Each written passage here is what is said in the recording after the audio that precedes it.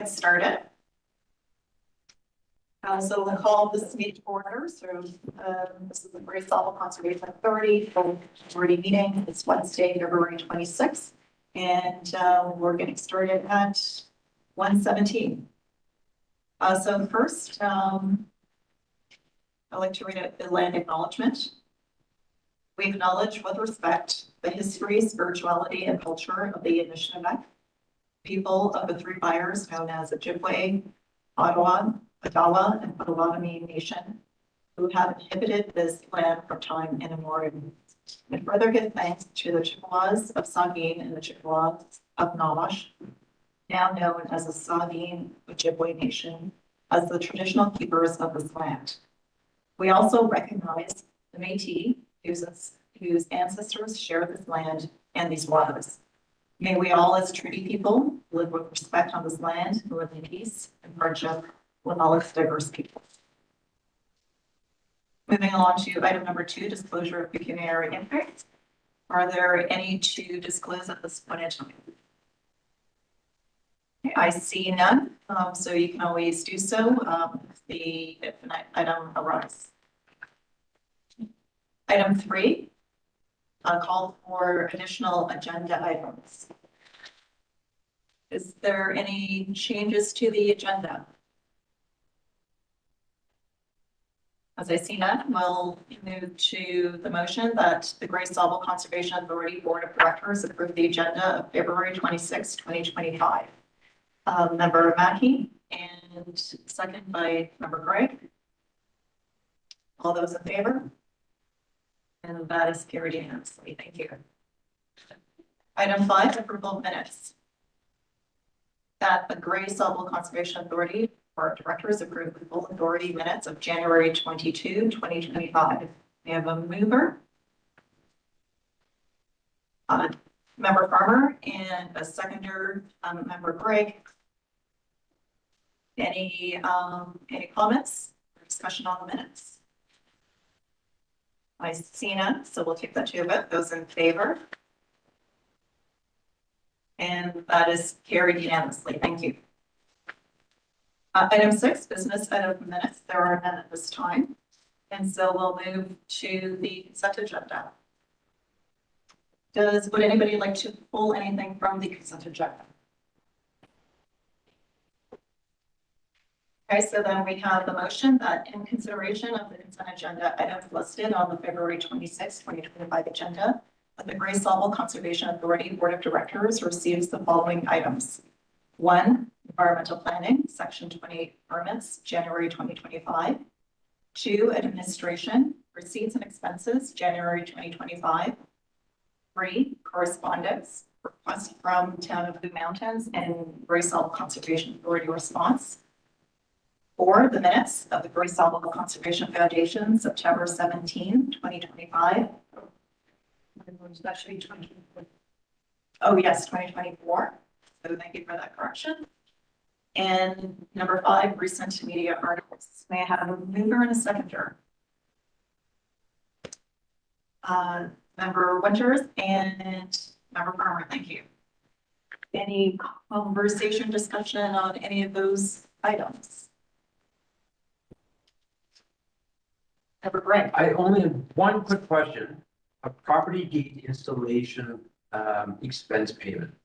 I just wondered what property that was when I was looking through. It was for $5,650. It's a series of properties. So we replace cases for her now. Okay. Bucket 2. Okay. Okay, thank you for that. Any other discussion? I will just make a note. I will thank the Sauble staff for responding to the Town of Blue Mountains with regards to a charter of a stormwater that was presented to them. The delegation has also come to Great Highlands, and I think that response is very helpful as we move forward. So it's worthwhile for those who haven't yet. Yeah, I had a really good sort of review that correspondence. I think it's really worthwhile. Yes, Member Matthew. Madam Chair, you said they delegated to Great Highlands? Yes, Can you give us a synopsis of what they're really looking for? with regards to Gray Highlands, we are doing a project with Markdown. So one of our neighborhoods is in need of, an upgrade in, water, or water mains, plus stormwater management. And so as we've been going along through the process, we've had public, several public forums, et cetera. We're just in the process of completing the EA and then getting to the design. And the main concern, or I would say sort of the concern that is being brought up, from some of the community members, is regarding the standards to which we are designing our stormwater and how it flows out to the springs, to rivers. So this specific project will be, waters would be piped, from the neighborhood through golf course and through to the end source would be the river. And so, what they're asking for is ensuring that, as we work with the engineers, that we have high standards with, protecting our waters, protecting the fish and habitat of the rivers, and ensuring that we're using, the best possible methodologies, such as, perforated pipes, infiltrating and recharging the ground before trying to recharge the ground, and keep call it the excess waters that are through to the springs to a minimum. Can I ask how widespread these concerns are? How many, is this just a few people that are raising this, or is it pretty widespread? So there are, I would say there's probably a few. So we had about, I would say we had maybe about 20 community members come to our meeting, which is quite large for our council meeting. It does, folks that are involved, with the requested charters, et cetera, include like Trudge Unlimited, and other, and water, and water service firms.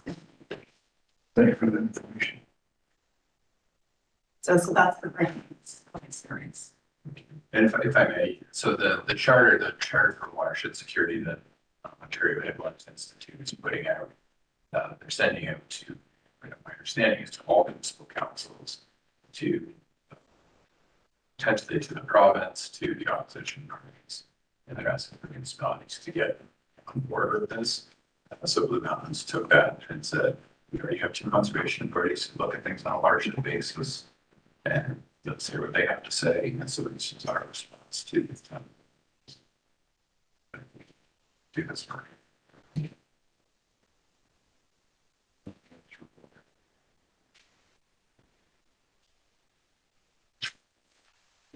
Okay, any other discussion?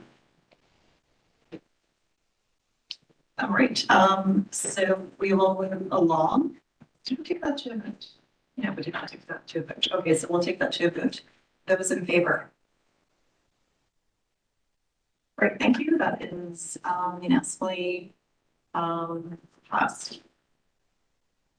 Moving along to item 8, so business items, administration. The 2025 Gray Sauble work plan. And would you please speak to that? I will, thank you. So I'll give a very high level overview of the work plan for 2025. We've changed the formatting of it a bit this year so that, well, a few things are different this year. One is that in addition to the actions that we're going to do, the actual actions that we're going to do, we put specific deliverables in as to what the board can expect that success to look like under that action. And then we've tied it to both the primary strategic goals. So we sort of grouped them by the primary strategic goal to help us meet our strategic plan, but then also checking off where it crosses over into other strategic goals too, because there's a lot of As we're going through the strategic plan process and finalizing it, we've come to the conclusion that things aren't going to fall together. Like, this is our goal for this particular goal, and these are the actions we're going to take. It's that these actions that we're going to take are actually going to help us succeed in several strategic goals at once. And so we've identified that in our annual work plan for this year, and we will continue to do that moving forward. So like I said, there's a deliverable in terms of what the board can expect to see as a marker of success and a target completion date to get that done.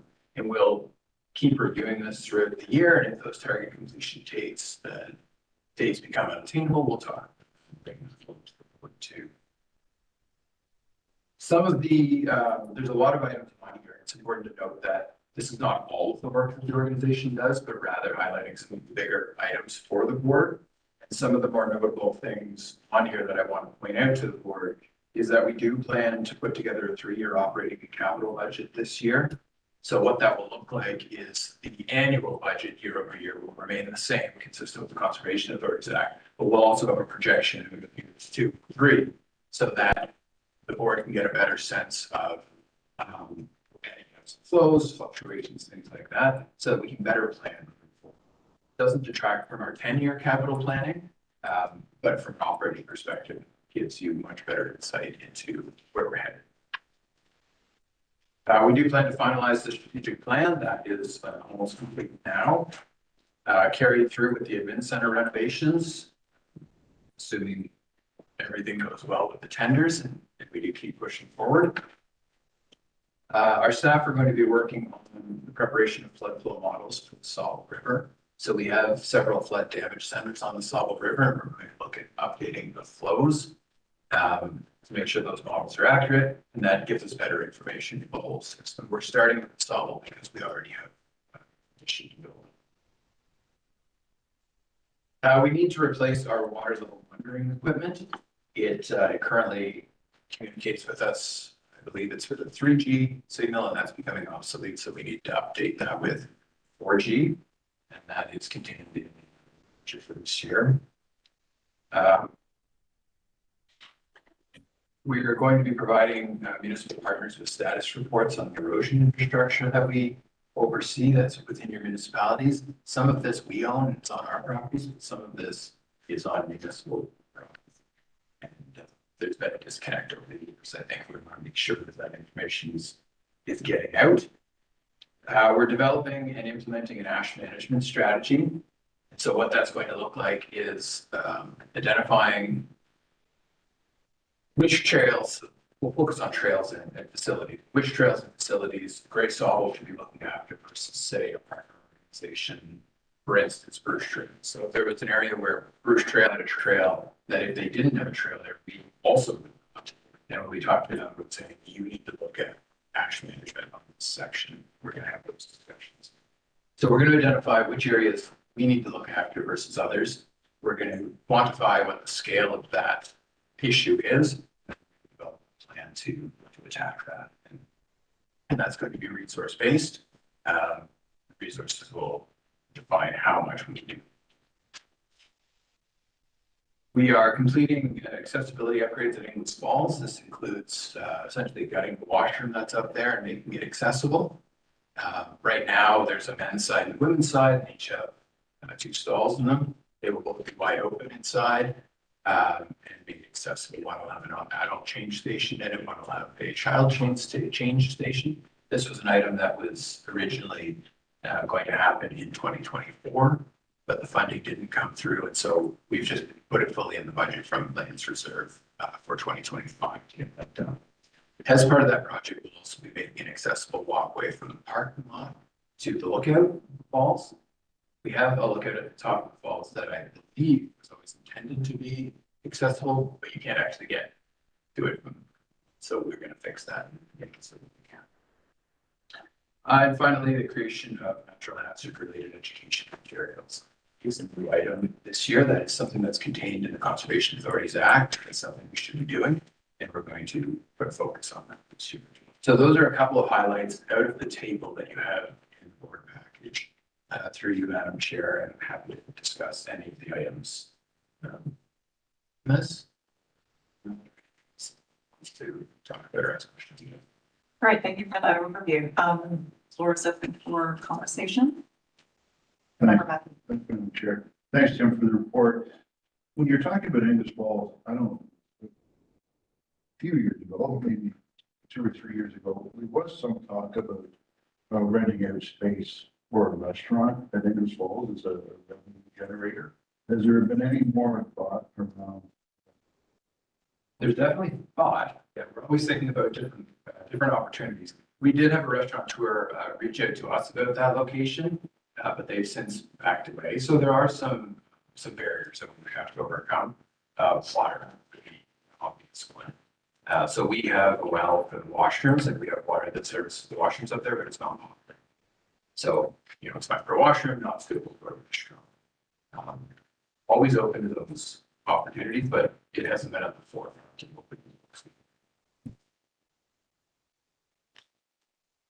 Any further discussion, questions? Member Farmer? Thank you. Follow up to that, just while we're on it, is the Ingles Falls property zoned in a way that would allow us to make space for a food truck there as well as an alternative to a brick and mortar restaurant? And then just a second comment, on the second page of the work plan, I really appreciate the formatting of the work plan. One of the action items under enhanced GSCA land management, the text wasn't wrapped, the investigate and remove frag on GSA properties, including, and I'm just curious whether that was, whether that listed particular properties originally, and if there's anything we should know there. So food trucks and fragmites. Thank you. Yeah, thanks for catching that. We'll expand that. The food trucks, it's Niagara Escarpment plan area, so it's under development control and it's part of the Niagara Escarpment Parks and Open Spaces system. So that's what we would have to look at. I do presume that we would probably have to ask NEC's permission for that, but that's certainly something that we're open to. And we've talked about that. It's for several of our properties, Haibu being another one that would function very well for that because it gets a lot of people there in the summer. So certainly something that we're looking into. In terms of the frag removal, there's a couple of different properties that we have on our radar this year. One is Bogner Marsh. One is the Christie Beach Peace Marsh areas along the shoreline. So we were able to knock that out before the water came up. And the water came up for a couple of years. Frag wasn't an issue. Now the water's gone back down and it's starting to crop up again. The other is Haibu. But the team will also be looking at across our properties. We want to make sure that we don't let the frag get out of control. Any follow-up, Member Farmer? Thank you. Through the chair, is there, as we do that frag removal, I seem to recall years ago, Friends of Haibu being able to borrow frag removal equipment. Is that an accurate memory? And is there a project where members of the public could participate in helping with that, or is that best left to the professionals? Better defer to Michael. Yeah, so for Haibu, particularly, we are looking at involving Haibu. We can have more community support. So, depending on the experience level and difficulty of the task, individuals may not be doing easier tasks, certainly. All right, so volunteers are welcomed. Great. Anything further, Member Farmer? Great, thank you. Member Maxwell. I have a question. I just hope it fits the conversation here. So we're talking about rail and basically parkland improvements. Is that what we're thinking about here? Well, the Or work plan, enhancements? sorry, the work plan is very specific. So Right. what's listed on there are very specific actionable items. So some of them include different types of parkland. Okay, so, but a lot of it is tied to the fact that you have funding resources to do this, correct? So I'm just wondering if within that work plan, if it's an opportunity, because we have implemented the mat tax in the Sauble Mountains. And it might be an opportunity for the Great Sauble Conservation Authority to participate in that. And there's going to be hopefully a fair degree of revenue. It has to be also tied to promote tourism to some degree, whether it's natural or whatever. So it might be an opportunity. Thank you. I can follow up with Bill. I would follow up with Tim Henry for Adam Smith. Anyway, just thought I'd put that out there. Thank you. Okay, thank you, Member Maxwell. Member Greg. Yeah, just gonna say, that's a great comment, considering the leveraging for the entire area that Great Sauble properties create for the lower tiers for tourists. A quick question for staff. The accessibility improvements at Inglis Falls, the washroom and at this building, do we have any current applications seeking grant opportunities for funding in the pipeline? What are our plans with those two accessibility items? So we did apply for an accessibility grant at Ingles Falls, and that's why the project was delayed and before in 2024. We were ultimately unsuccessful for that grant, but it's very important to us that we get that project done. So we put it in the capital budget this year, just to pay for it from ourselves. As far as this building, we do have a capital grant in for accessibility that we haven't heard back on. Ian has just reached out to the funder again last week or the week before to say, where are we at with this? And they're still in their process. I think that's in the order of $125,000 to $160,000. We'll also be looking for additional funding, including if the Community Foundation Gravers goes in the capital grant again this year. We'll be reaching out to them to see if that's a possibility as well. Oh, great. Member Day? Follow-up question on the same topic. Do we receive feedback about how to improve grant applications when we're rejected, or is it just a question of there being so many people asking them? Yeah, I think it's typically oversubscription to the grants. And not everybody is successful every time. We'll keep trying with those.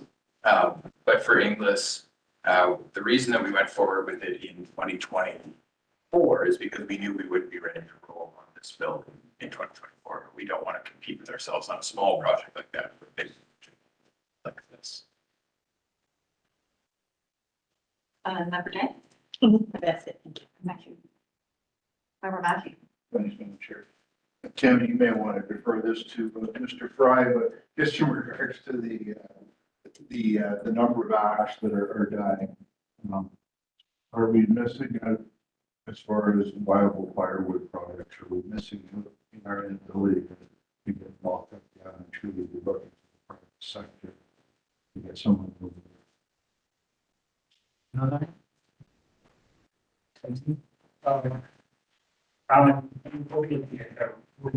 We'll be looking into how to do some of it. This particular ash inside is mostly on the trails.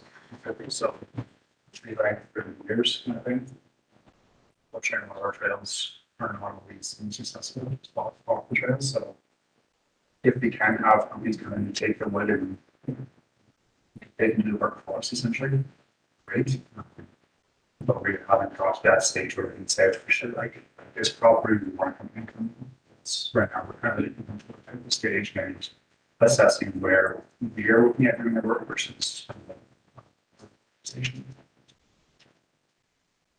But you just follow up, Mike, in your professional opinion, what percentage of the ash trees have already died in Grey County as opposed to, and are they all going to die, or do we know these answers? If they're all gonna die by 90s, like percentage wise, that's percentage is already dead. Sure. That's more challenging. It varies depending on where you are. Yeah, it's gonna be a big issue, and it's just how much ash is on the trail. So it's a significant focus project. It's how many Sure. So. Good for me.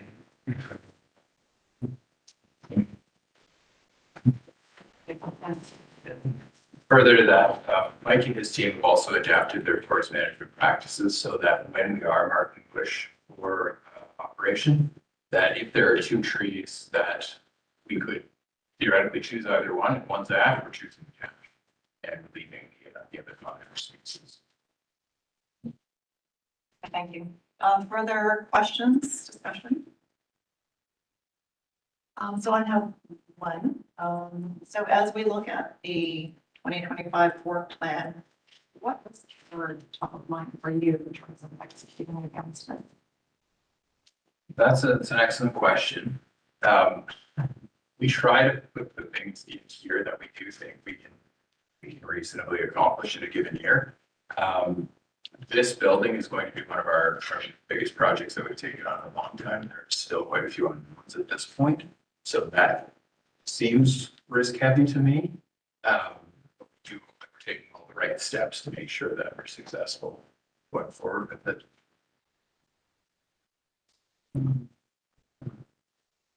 The other things, like in terms of the flood flows for the Sauble River, that is one that we've had to bump just from staffing resource perspective. So it is possible that as we start going through that work and seeing what's it's possible that we don't have the staff resources to do as much as we want to do.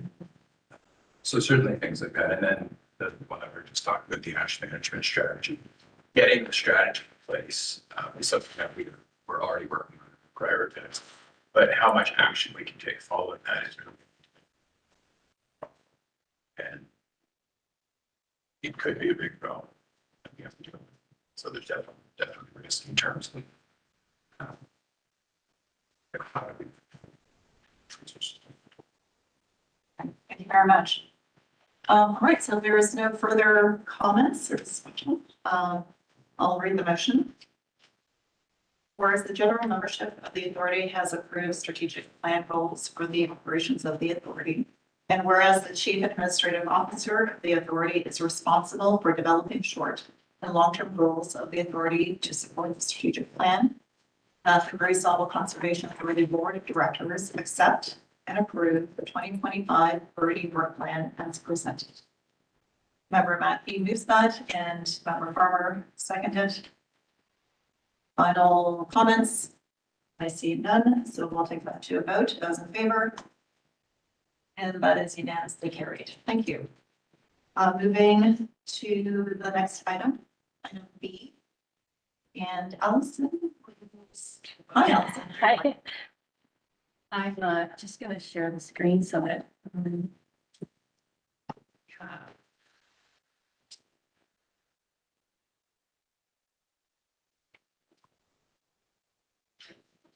Trying to share the screen.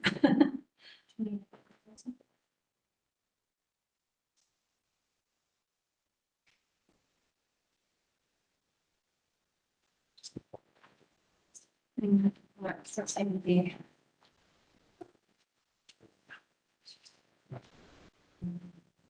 This one? Yes. Oh, thank you.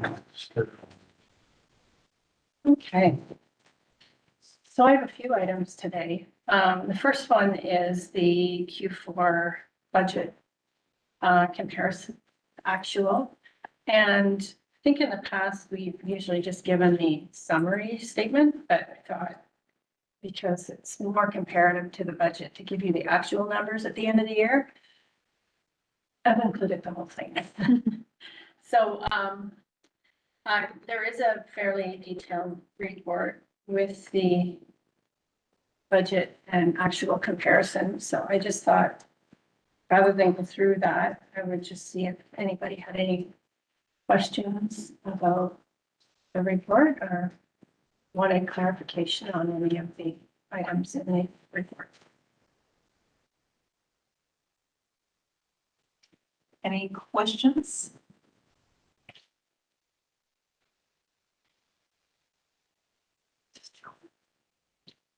So, yes, thank you. Member Farmer? Thank you, through the chair. Just curious, the comments around the small year-end deficit, how does that compare to our kind of the size of year-end surpluses or deficits over recent years? And how much of that is timing of expenses versus, as noted in the report, some of the unforeseen shortfalls in funding in one department that might impact revenues in another? Through the chair. This year is not really a significant deficit. And actually, if you look at just the expenses, and leave out the transfers to the reserves and from the reserves and the deferred revenue surplus transfers, we actually are showing a small surplus. It's about $30,000. A lot of the shortfall that we're finding is with our planning revenues not being what we've budgeted. That doesn't mean that they're necessarily not great. Like we've seen a significant increase in our planning revenues over the last few years, just not as much as what we've been anticipating. Do you have a follow-up, Member Farmer? Okay, great, thank you. Member Craig. Thanks for the update. My only question pertains to parking revenues, and again, this is really positive information. I think the proper line I'm looking at is in 2023, we had budgeted 237,000 approximate, 24 was 270, and actuals 330. That's fantastic. Is it being realized kind of across the board at all properties? And are you seeing traffic counts? Or are you seeing traffic counts up at some, down in others? How does it shake out in terms of the properties? And I think we had increased the fees this year. So is it kind of a static traffic count and new revenue just being realized from the higher fee? A bit of both. Yes, you're right. We did increase the fees. Plus, previous to this year, we were pulling the HST from the fees we were receiving. So this year we're charging HST on top of those receipts. So that certainly makes a difference. I think as far as traffic goes, that's fairly consistent. It hasn't dropped off at any of the properties. Inglis, of course, is our big one and has been for a number of years. Eugenia is also one of our more popular. Member Gray. That further strengthens Tim's, I guess, discussions with partners if you are talking about MAT tax opportunities for some revenue support. It hurts it there. It helps it much more than it hurts it. That's for sure, I think. Yeah, thank you for those comments. Any other questions? Okay, so I see none. So Nick Ellison, so we'll read the motion. Whereas the Board of Directors approved the Sauble Conservation Authority 2024 operating and capital budget on December 19, 2023. By motion FA-23-122, that the Board of Directors receive staff report 005-2025, 2024 Q4 budget report back as information. Member Winterburn, Member Craig, seconder, Member Day. Any final comments? Oh, I see none. We'll take that to a vote. Those in favor? And that is carried unanimously. Thank you. All right, so we're moving along to item C, the year-end transfer, sorry, reserve transfers. Yes. So what we have here, I've done the opening, and if you've seen the opening balance earlier in the year when we had the last reserve report back, which I think was April maybe or May. And adjusted the portfolio to market value. As previous to this year, our portfolio was recognized at the lower of cost or market, but due to the change in the accounting rules, that recognition has changed. So it made sense to me that we put the same value of our portfolio into our reserves as we have in our financial statements. So that's what that adjustment means. So then we've got our transfers, and these are our, we've got bigger. The actual transfers to reserves, these are subject to your approval, of course. Some of them are different than what we had in the budget. And then our actual transfers from the reserves. So I'm just going to go down to page 2. There. So you'll see that the actual transfers in some cases are quite a bit higher than what we had in the budget, specifically the parking reserve transfer. We've got $102,258 as opposed to what we thought we were going to have in the budget of $41,500. And the other one is the vehicle reserve that we thought we'd have 27,000 and we've got 32. The remainder of the reserves we did not have in the budget for transfer. So these are the ones that I wanted you to have a look at and see what your thoughts were. Our transfers from the reserves, again, we had a number of them budgeted, and there are a few that are higher. Our vehicle replacement, that actually was something that was supposed to happen in 2023, and we did head to 2024. So that was not in the budget that we replaced the vehicles. And our admin center, that reserve transfer is higher. We've got that in at 152,000 versus the budget amount of 100. That is really just a timing difference. We had more money in the previous year's budget for transfer that we didn't utilize. And then we have the planning and the engineering, the amount for the engineering program. We had budgeted at 20,000 and we're going to transfer that. And then the remainder was to decrease the shortfall in our planning revenues. And that will utilize the rest of what we have in the admin reserve for our planning department, and that's 88,000. Just gonna scoot back up to the other page. During the year, we had gains in the portfolio. Sorry, I shouldn't. Gains in the reserve in the investment portfolio of $220,000, and the interest on our reserve bank account with Bank of Montreal totaled $31,000. So our ending balance that we're looking at post transfers is 2.5. Right.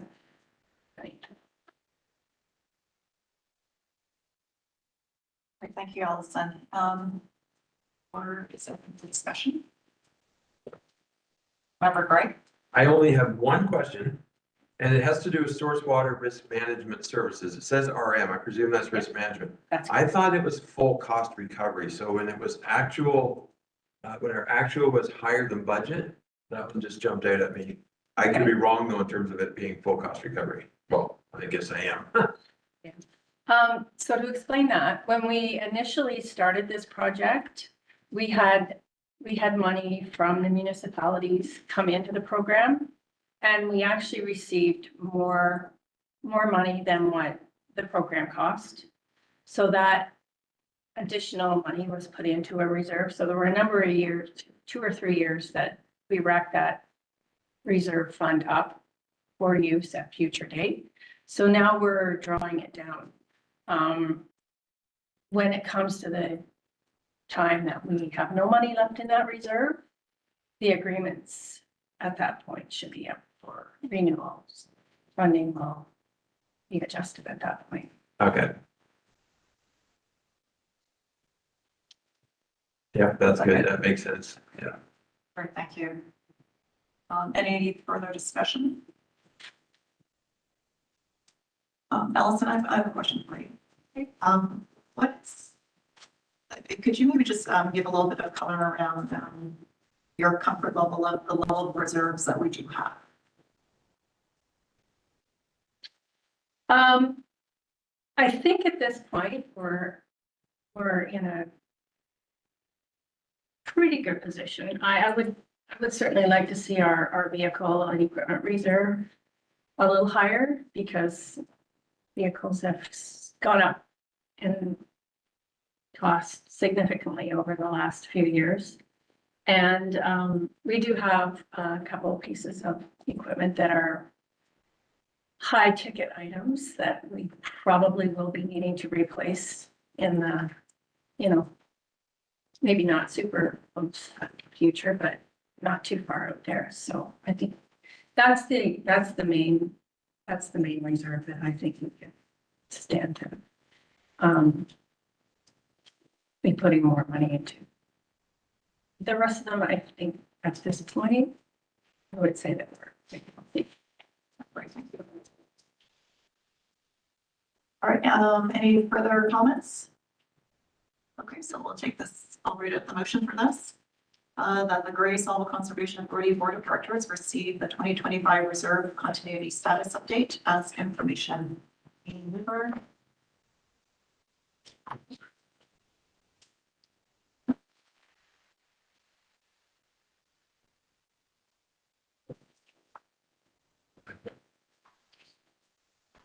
Yeah, it's that the GSCA Board of Directors received the 2025 Reserve Continuity Status Update and direct staff to make the noted reserve transfers. Oh, thank you. Yes, so yeah, that's okay. I'm looking at two different documents here. Yeah, so thank you for that status update and direct staff to make the noted reserve transfers.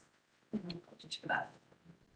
Okay, Member Greg, Member Day, any final comments? We'll take that to a vote. Those in favor? And that is carried unanimously. Thank you so much.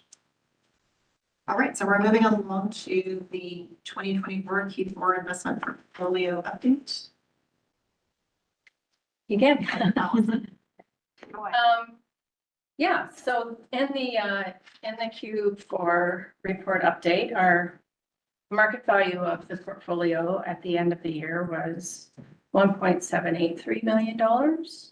And I did check the balance on Monday and we're at 1.798. So it has continued to increase a little bit since year end. Our high interest savings account, we see in this report that the money that we discussed in December at the special board meeting, the transfer of the $500,000 has been done into the high interest savings account. So the balance in that account at the end of December is $611,985 versus about $110,000 in September. In addition to adding more money to this account, though, we are not receiving as much interest. The interest rate on that high interest savings account has actually fallen a little bit. So at the end of December, that interest rate we were receiving was 3.05%. High interest savings account interest today is 2.8%. So it is going down with the changes in the interest rates across the board. Our sustainable equity fund, I thought you might be interested in the balances in there because that was something that we had put money into a few years back. In September, we were looking at about $397,000 in that account. Some of that money has moved into the high interest savings account, not a lot. At the end of December, that fund was market value of $274,000. And that it's the same today. It's about $100 higher than it was in December, so. Yeah. Does anybody have any questions about that? Floor is open.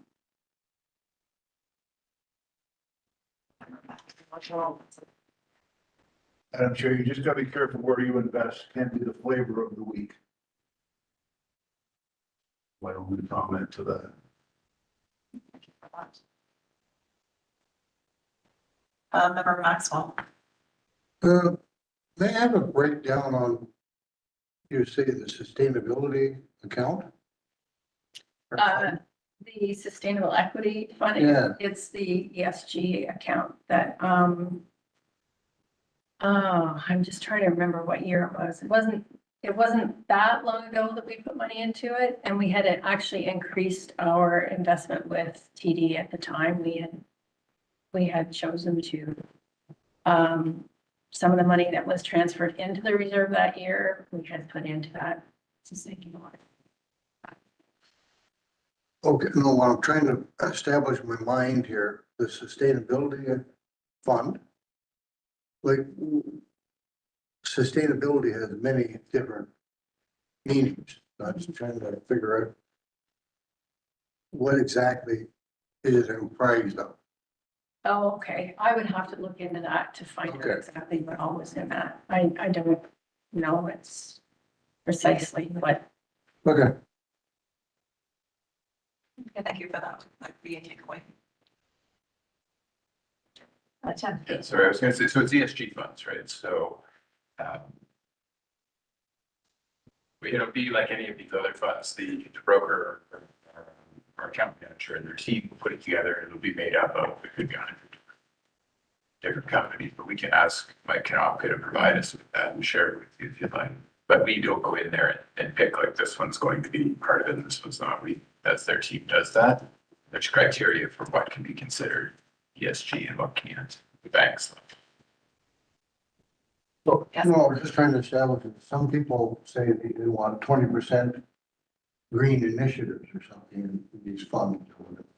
I'm just trying to figure out where we are on that, because it doesn't seem to be as popular now in the stock world now. Get back to that. Okay, thanks. Great, thank you. Well, Member Bragg. I would just note, Mike comes annually in about April. And that's always a good time to ask that question too. Sure, what he's meeting with us. Thank you for that. Any other questions for Allison?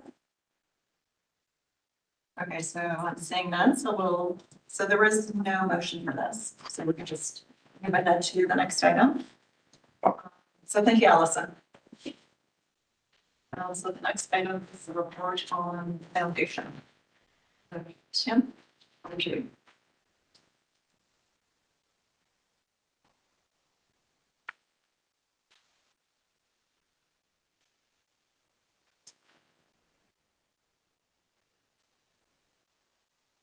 So, can't recall if we've discussed it at this table or not, but certainly some of the members of the board sit on the board of the foundation as well.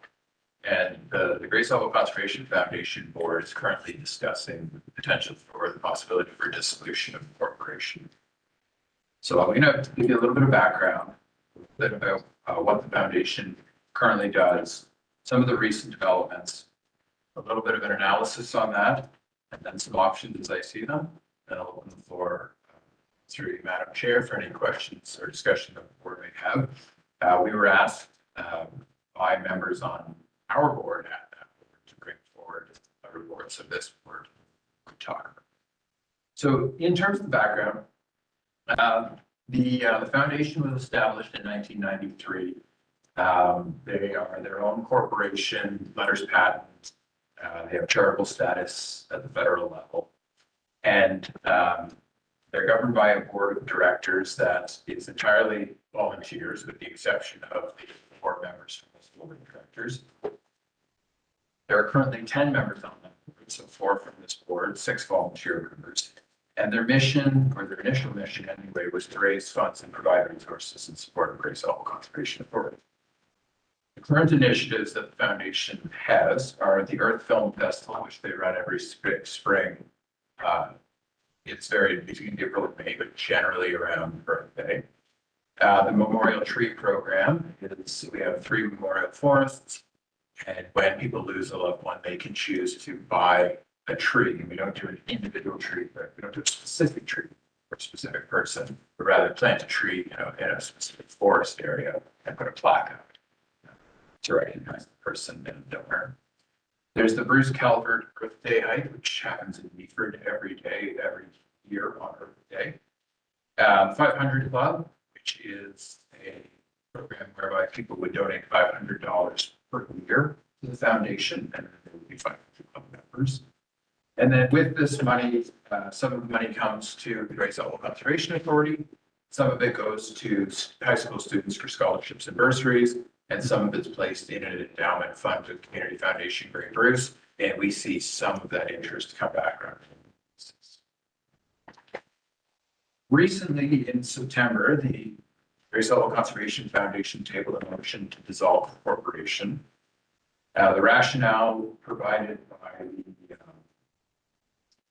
by the members of the foundation was that the current members don't see themselves as fundraisers, networkers, or social media influencers, that they do not believe the foundation can be successful as an effective and significant fundraising organization, that they feel support from the Great Sauble Conservation Authority is dwindling, and that they're concerned that Great Sauble Conservation Authority is undertaking its own fundraising and grant writing activities, thereby making their efforts moot. Following that, there was an executive meeting with myself, Vice Chair Divick, Chair Greg, and executive from Foundation to talk about this. We talked about different options with them, and we'll go over some of those with you at the end of this report back to see about, is dissolution the best choice, or are there other things that could be looked at? In the September meeting, the foundation had deferred their motion to the January meeting. At the January meeting, it was again deferred to, I presume, the March meeting, to a future meeting, but I presume the next meeting, which is in mid-March. And that was to allow members of this board to hear about it, to discuss it. So one of the questions that came up at the foundation's board table was, how much money does the foundation bring in a given year? And what is the cost to the authority of supporting the foundation? And so we have some very rough numbers from 2023 in terms of staff time and 2024 in terms of staff time. And we place it at about 0.15 to 0.2 FTE per year, Great Sauble's time to support the foundation. So the foundation brings in about $25,000 or less in a given year to Great Sauble. The rough approximation of staff time that goes into supporting the foundation is about $20,000 annually.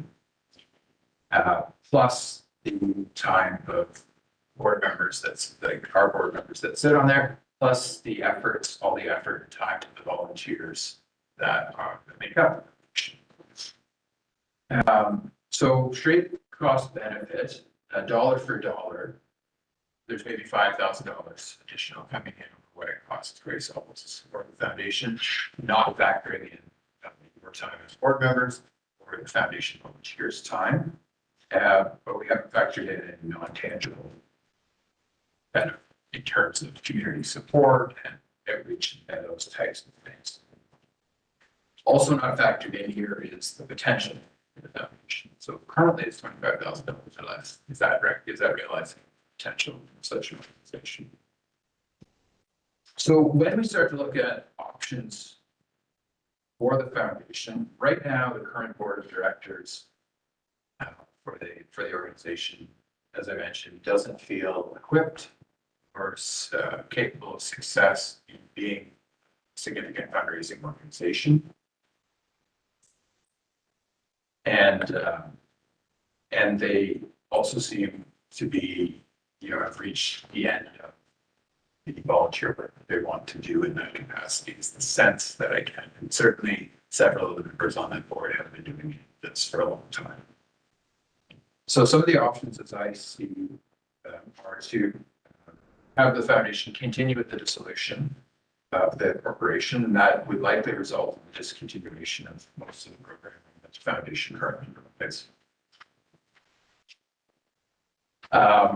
There's a status quo option, but I don't think that's desirable. I don't think that's actually a feasible option. And then there's the restructuring of the foundation. And so there are several structure types that we brainstormed hoarsely that could be considered. These would be to structure the board of representatives from local environmental community groups, similar to the way the Arboretum Alliance was originally founded. So that could be reaching out to groups like Sydney Sportsmen's Association or other outdoor groups, the Ontario Field Naturalist, and seeking representation from each of those groups to sit on this board. There's the potential to structure the board of volunteers from local businesses that would do this as a type of sponsorship or community service, and reaching out to businesses like accounting firms, like banks that have experience work with money and raising money. Or to structure the board with newly recruited volunteers, but rather than a system whereby we're looking at a broad sweep of anybody who wants to be on the board to be on the board, rather instead put it out as a job ad type thing where we're looking for specific skill sets and specific experience, and essentially hiring people into the volunteer position to do this. That brings with it, I think, a bit of prestige as well, because you can't just necessarily be where you have to be. You have to earn your spot.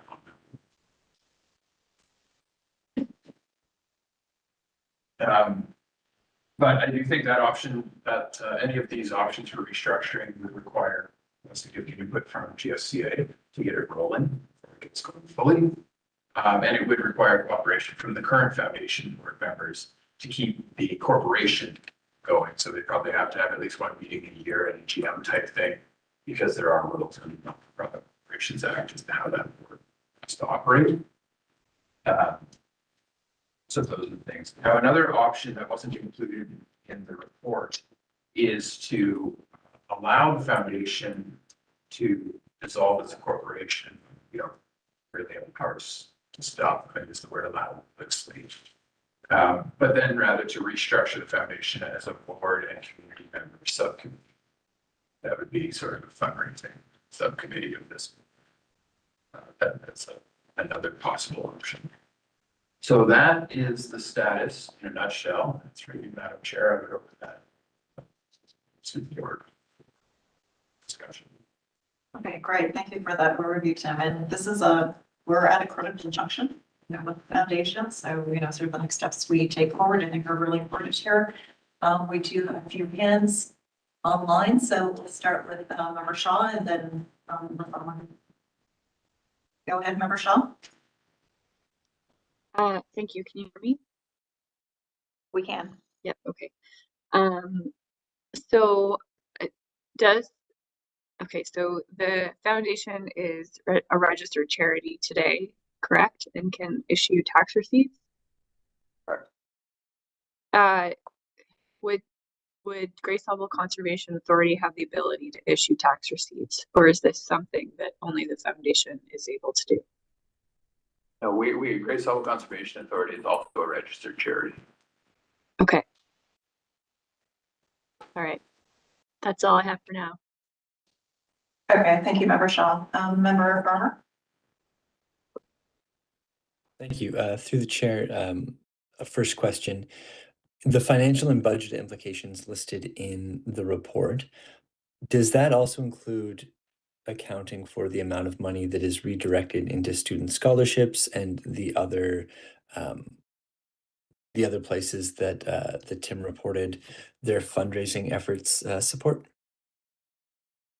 That 25,000 in this year anyway does not include the scholarships and bursaries, but it would be consistent with the money going into the endowment fund because that interest ultimately funnels back to Gray Sauble.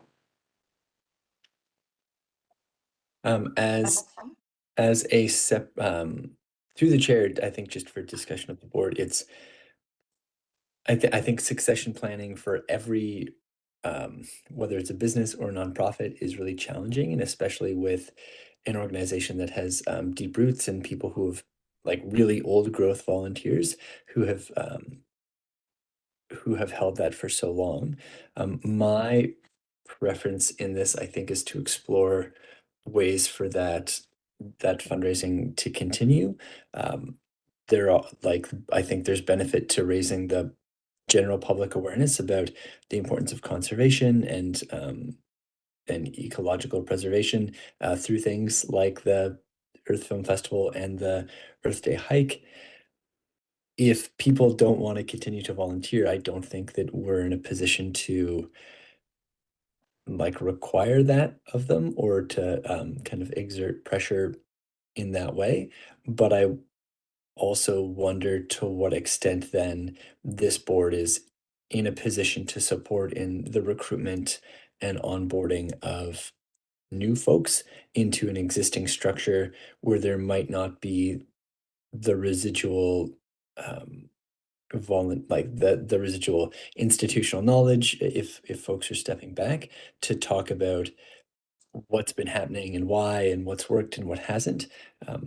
So it strikes me that if that's dissolved, if the folks who are currently and so deeply involved are no longer in a place to dedicate their time and energy to that project, it strikes me that we're kind of starting from square one, regardless of whether the group that potentially we could find to take on some of that work is working under the banner and the charitable number of the existing foundation, or if that exists separately and, like Member Shaw said, charitable tax receipts are issued from a different number.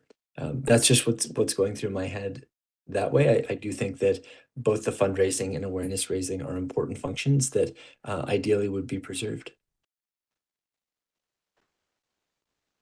Okay, thank you for that, Member Farmer. Member Durst, Member Maxwell. Next. Yes, thank you. I wonder, Tim, if you get a sense that this is a lot about fundraising burnout, but not at all about losing a passion for the cause. The things that they need to fundraise for seem to be mandatory programs, particularly when they're fundraising for a staff position, that the pressure of that can sometimes diminish the energy available for the goal and the passion of the organization. So I'm wondering, do you get a sense that they still want to create that awareness and be passionate about what they're doing as a volunteer? And it's the pressure of having to raise these programs or they don't exist, overwhelming them. That's, yeah, I mean, through you, Madam Chair, I'll provide an answer, and then I would defer to members of our board that sit on that board as well. That is kind of a good way of summing up my sense of the members, because I do get a sense from the members that if they were able to continue not in a board position, but rather in a volunteer position, that they may very well do so. A couple of them that I can think of off the top of my head are certainly deeply passionate about conservation in the area. But I do think I get the sense that they feel overwhelmed by trying to meet fundraising goals and all the work that goes along with it. Because it would seem to me that we would not want to lose that passion as a resource, as part of the human resource part of it, and seek ways perhaps to relieve some of the pressure on the fundraising side if we can, just to keep those people, those volunteers in the fold, because they beget other volunteers and they're influencers. And I don't know if we could ever, supplant that with anything that we would be able to do with the board.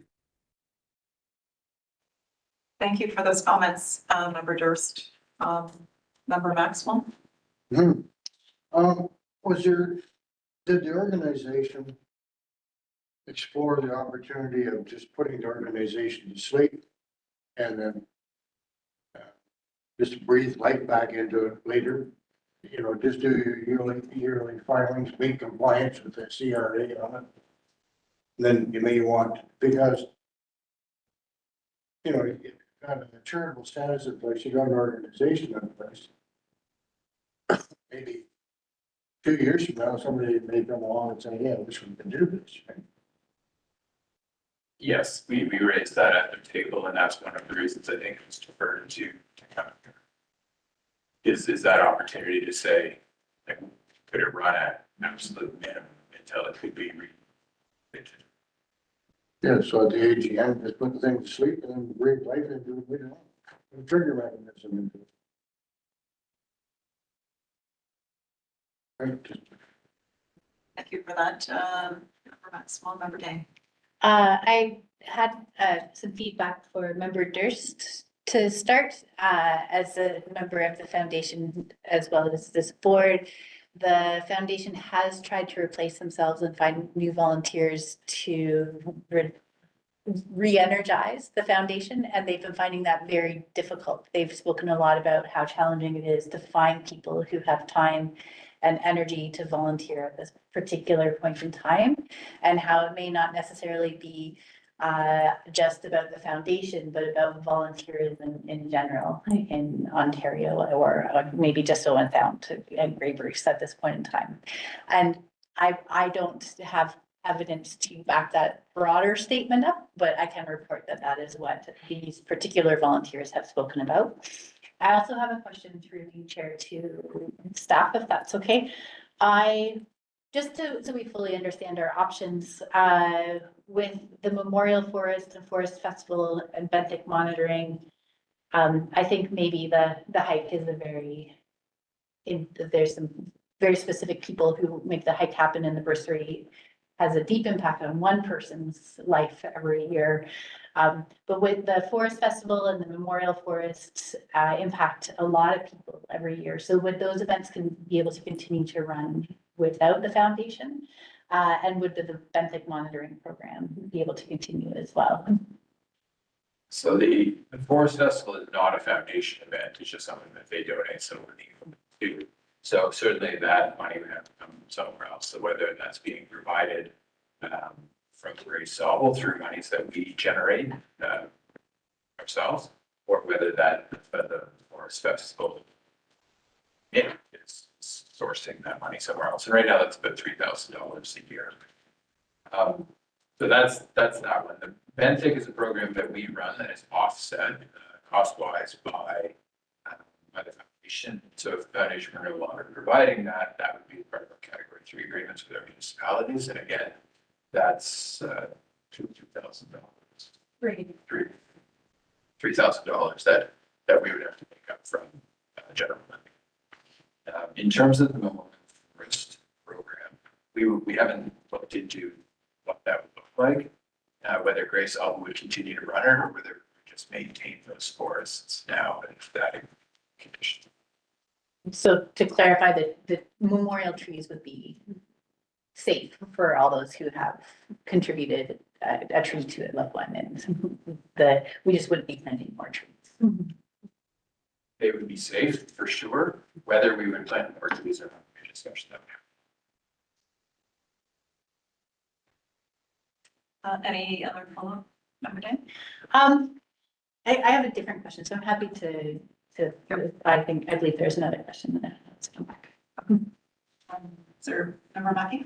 Yeah, just to follow up on what, Tobin had mentioned, my sense sitting on the foundation for the last couple of years, as Tobin mentioned, there had been, the board did try to recruit. Didn't have any success at all. And tried to broaden it across. Most of the volunteers right now are from the Elm Sound area. Certainly tried to broaden that out through the entire catchment area of Grey Sauble to no success. We've got 4 or 5 members that have spent just countless hours, over the last 25 years. And they basically can't do anything. The effort that they put in, you know, we owe a deep debt of gratitude to. They have spent an enormous amount of time. So the other thing that they've mentioned is they really feel they need to have a fundraiser, like a staff person, you know, similar to a hospital foundation. They need that staff person to do the day-to-day work. I think they're willing to be involved on that advisory capacity, but not doing the lion's share of the work, which they're going to do.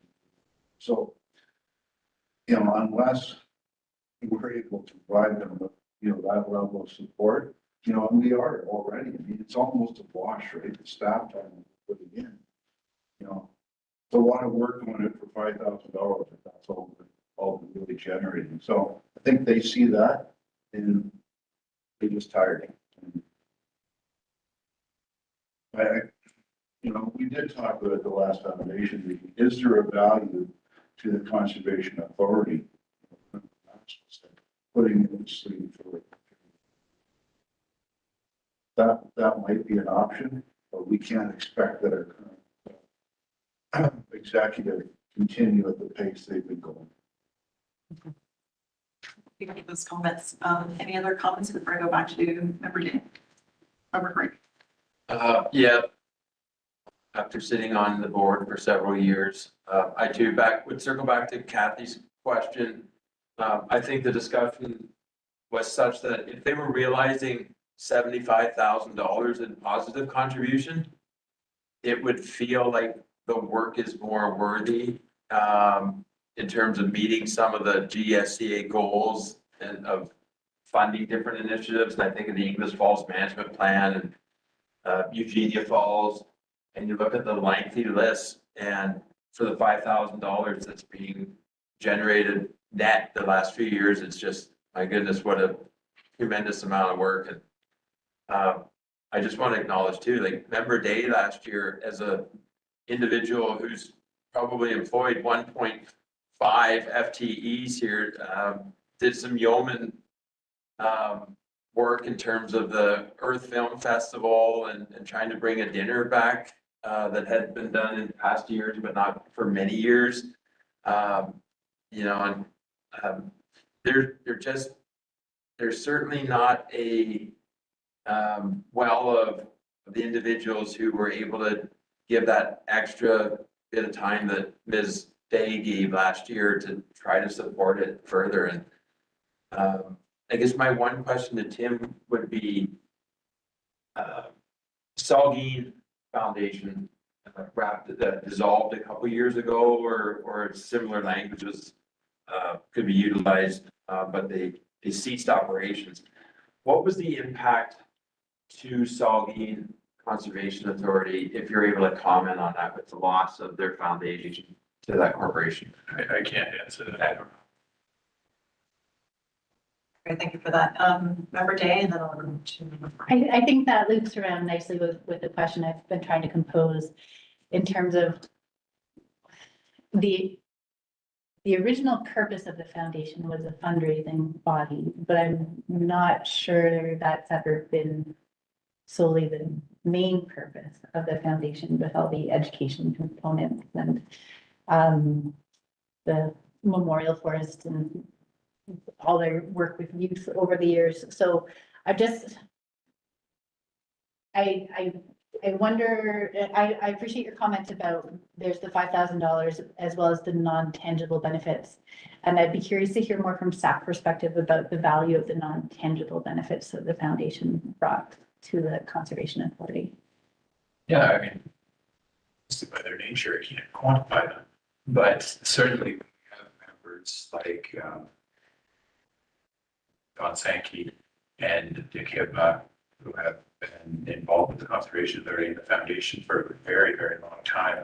They are constantly, actively speaking up in support of Great Sauble Conservation Authority programs that we have, properties that we have all the time, constantly. I can't put a dollar value on that, or I can't quantify that, but that's happening, and I have to believe that that's in enthusiasm comes off on the other members of the foundation and the people we talk to. So there is a tremendous amount of value to that. But as Maggie said, we can only ask so much. And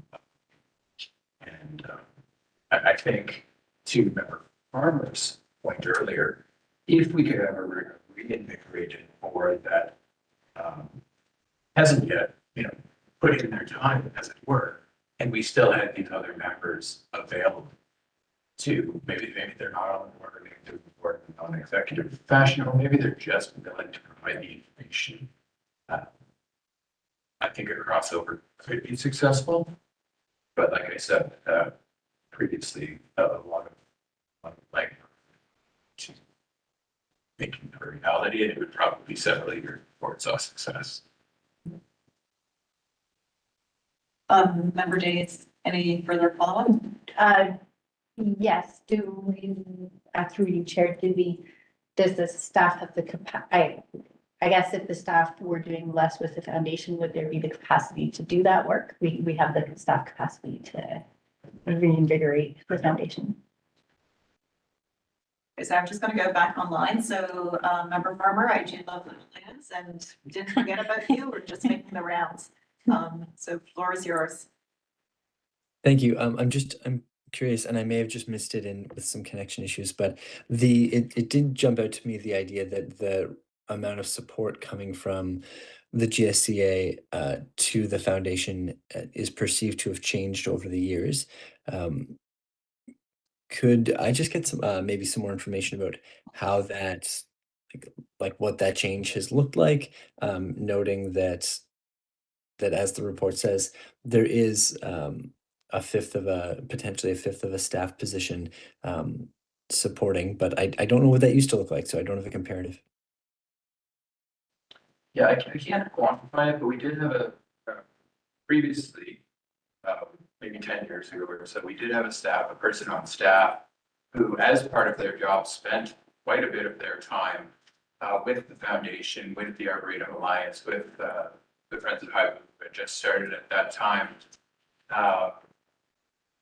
And I think those groups got used to that level of support and that staff contact person. We've changed within the organization to focus that particular role, which was the lands, it was our lands manager. And we focused that role on actively managing our lands. So we're doing management plans that have been done for close to years. So that person is doing different things that are specific for their role in the Great Sauble Conservation Authority, but that inevitably pulls that direct support away from those other groups. We don't, with our current resources, we don't have the capacity to do both. Follow-up, Mr. Member Farmer? Thank you. Yeah, that's really helpful to know. As someone who wasn't here then, I'm also curious about as we talk about staff resourcing and time,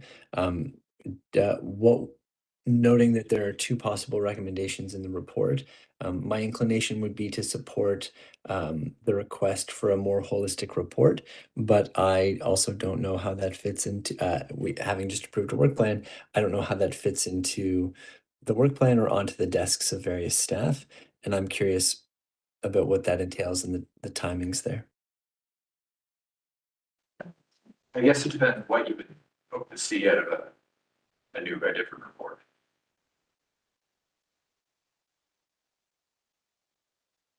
Member Farmer, any thoughts on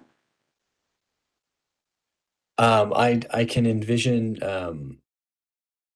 a number. Yeah, I guess I can envision a number of things. I think that a report like that could give some more detail into the financial, like what the GSCA contributes from staff perspectives and resources, and also what we get back more specifically. But I also think that could include something like kind of projections of time to do things like the film festival or that even within house, if we're dedicating 15 to 20% of an FTE anyway. Are there parts of that that we can take on that would fit within the mandate and be category 3 and that they could generate funding? But also I'm curious what staff would envision for timing to recruit and onboard new folks if that is falling to staff rather than the current board members themselves. That's not a specific answer, but that's the kind of stuff that I'm thinking about could be involved if the board was interested. Okay, thank you for those comments. So members, before I go to you, Member Maxwell, we're just lining up the queue here. Thank you, Chair. I was just kind of listening to the flavor of the conversation. Almost looks like we're going through an evolutionary process here of organizations when they, at a certain point, they become tired, they can't attract people or whatever. But then I'm looking at one particular organization, Narder, that, you look at the start from Alliance, they're huge. They have massive resources now, they have their own staff, and somehow they're attracting all kinds of people. Maybe it's just, I don't know, maybe it's just the nature of just the way things are. Maybe with some of these organizations, they just have a best before date almost. I don't know how to describe it other than that, but as Member Mackey was saying, like $5,000. It's like flogging a dead horse after a while. Making that kind of a little bit of investment. Anyway, I'll just leave it at that. Thank you. Member Shaw?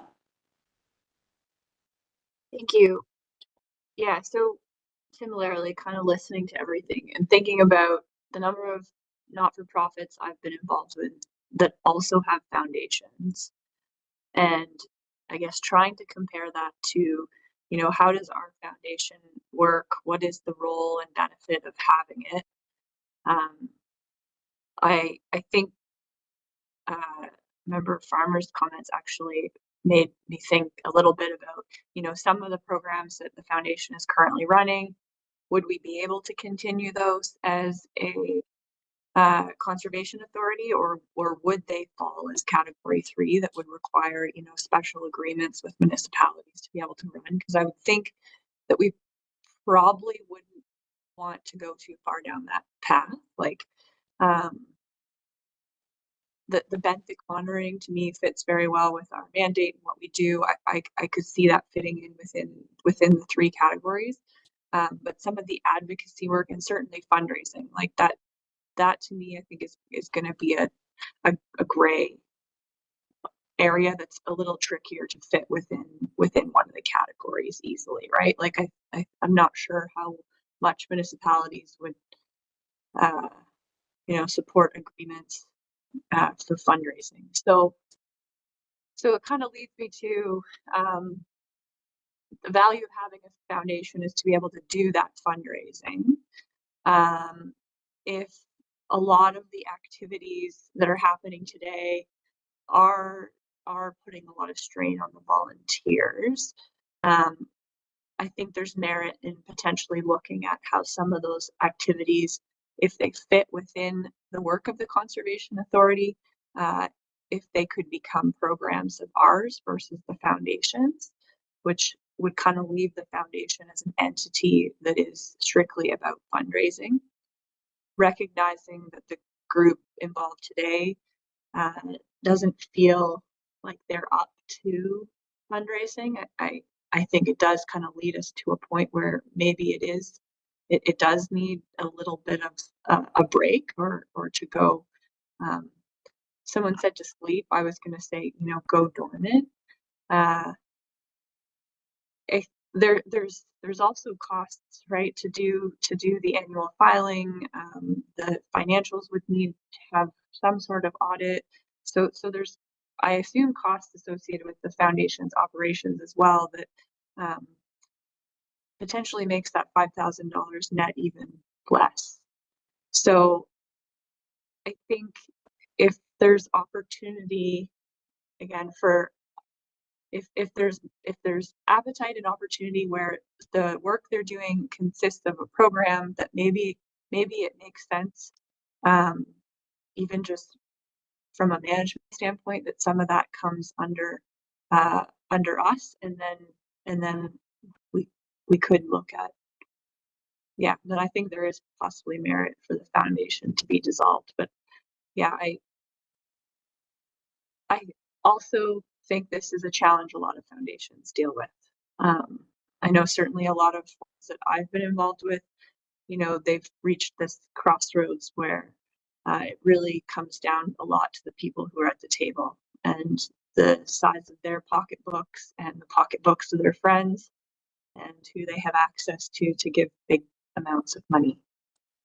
So I don't know, Tim, maybe like if you want to comment on like the programs that they're doing, how would those fit within Grey Sauble if we were to try and continue those things? Sure. I do think they would likely be category 3 programming. Now, that doesn't necessarily mean that we need agreements with municipalities to run them. We only need municipalities to agree to category 3s if they're footing the bill. So if it was, if it paid for itself, then it technically it's category 3, but we don't need an agreement to do it. We just need the board to say that that's something we want to do. Would Grey Sauble continue to run all of the programs that the foundation has been running?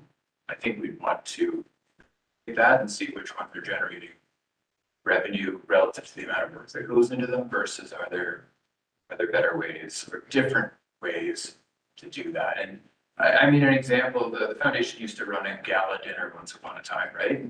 And over time, attendance dwindles and revenues dwindle, and then you need to rethink and restructure and shake things up and come up with new ideas to start generating that interest again. So I think that's certainly the things that we would want to consider if we're going down that way. Okay, thank you for that. Any follow-up, Member Shaw? It was asked about Saugeen. So, I mean, how do all conservation authorities have a foundation? No, they don't. And there's variability across them in terms of foundations that have staff, foundations that are fully volunteered. Some of them raise $1 million a year, some of them raise $10,000 a year. It's all. So we're having a very robust conversation here. I did see Member Winter. Yes, thank you. Just, I mean, as a new member, this is a great conversation. I'm trying to bring myself up to speed in a hurry. My question is, obviously the foundation does great work, but historically, if I had to ask you the last 10 years, 15 years, is that $25,000 in revenue been consistent over that much time? But I don't think so. The 20,000 of that money is recent. The foundation had obligated to the authority to provide $20,000 in funding for our education program over a 10-year period. So the total will be 60,000 at the end of this year. Prior to that, it was in vary.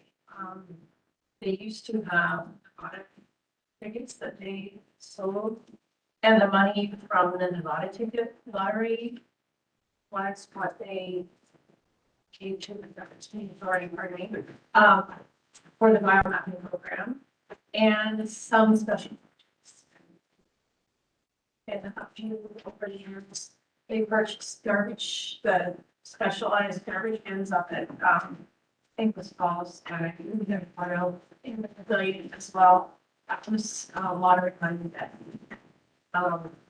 that they used for that. Okay. They lost their lottery money though for the years back. Thank you. Member Winters and Member Mackey. Thanks. I think we have to recognize that these people are done. So unless there's going to be a financial commitment from the Conservation Authority, the writing's on the wall. It's very clear. They made it very clear. The amount of work, and I don't know how many hours that Dick puts into the financial reports, but they're very in depth. so he's spending a lot of time. So if we were gonna take on that responsibility to do that sort of filing, we're just increasing the staff load that we're already providing for them. So, I mean, I don't think anybody thinks, you know, where we're at right now, but it's like, you know, your agricultural societies, there's 2 or 3 people that drive those. On fair day, everybody shows up. But for the rest of the year, it's 2 or 3 people that are doing all the work. People doing all the work are that. Member Day? I agree with what you just said. The folks who have been volunteering for a long time and have done an immense amount of good for the broader community and for the Conservation Authority. And I think they need to feel free to move on and to proceed with what they need to do in their lives at this point in time.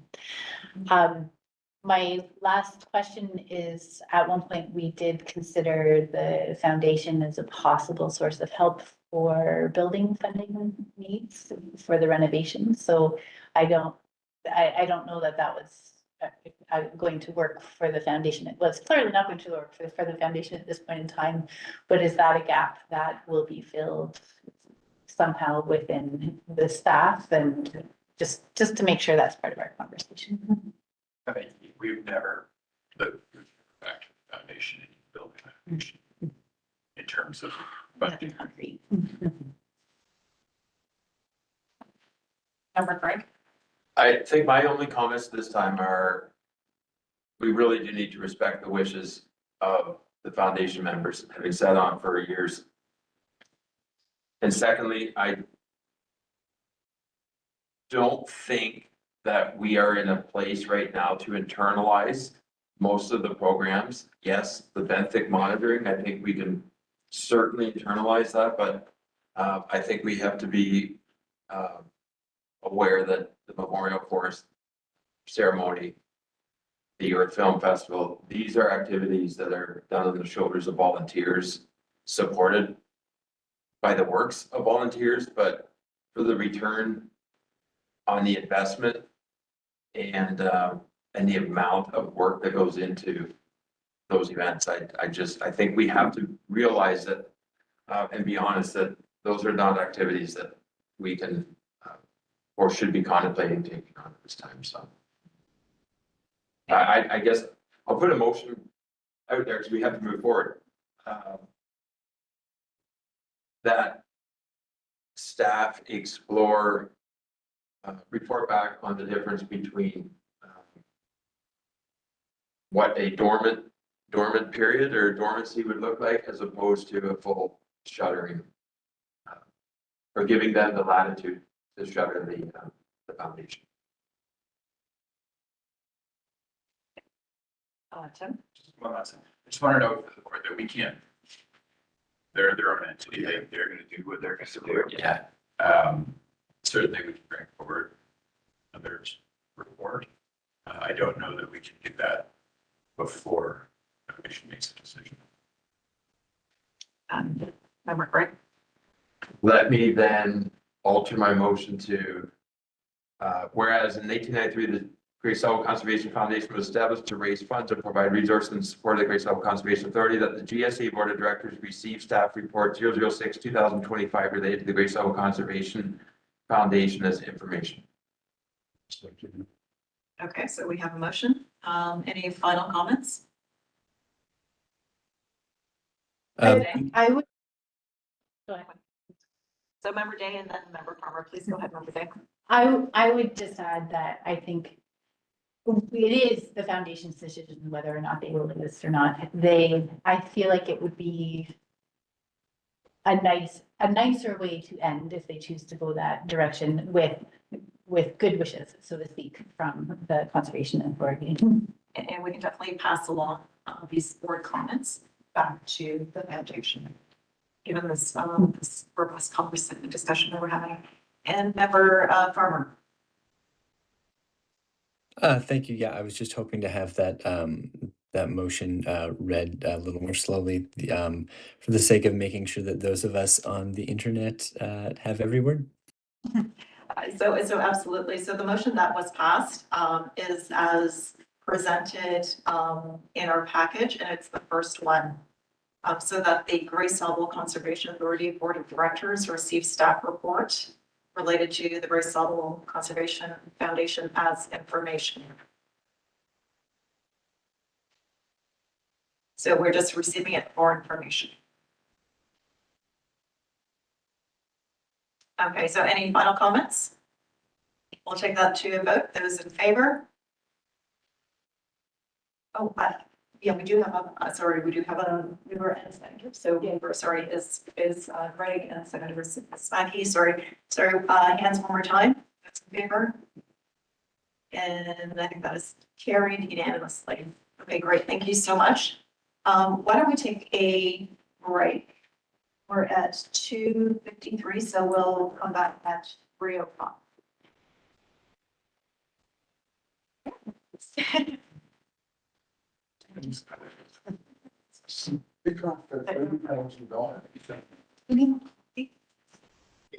No, we're good.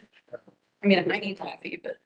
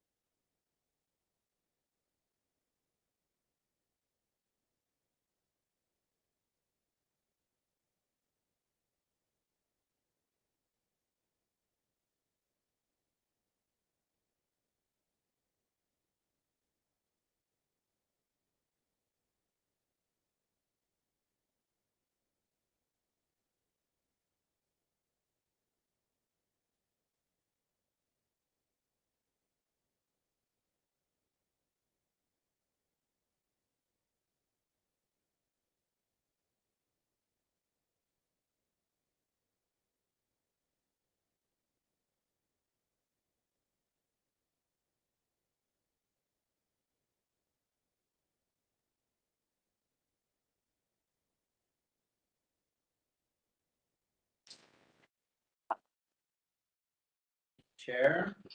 So I have 3 reports for you this afternoon. We'll start with the first one. This first report is related to the extension of Minister's direction for conservation authorities regarding fee changes associated with planning, development, and permitting fees. So for a little background on this, on December 12th, 2024, the Minister of Natural Resources issued a direction to conservation authorities that effectively freezes program fees. Program that's specifically affected is the planning and permitting program. So this direction is an extension of the previous minister's directions that were in place in 2023 and 2024, and it is effective until December 31st of 2025. In terms of a little more context to this and the impact to Great Sauble Conservation Authority, we made significant changes to our planning and permitting fee schedules in 2022. And that was brought about through the Watsons and Associates review. So that put us in a good position to absorb that impact in 2023. However, with year-over-year extensions of this fee freeze, fees have not been able to keep up with the pace of inflation. So we're starting to see a measurable impact. So those impacts are as follows. 2023, we didn't see any impact. As I said, our fees were in good shape at that time.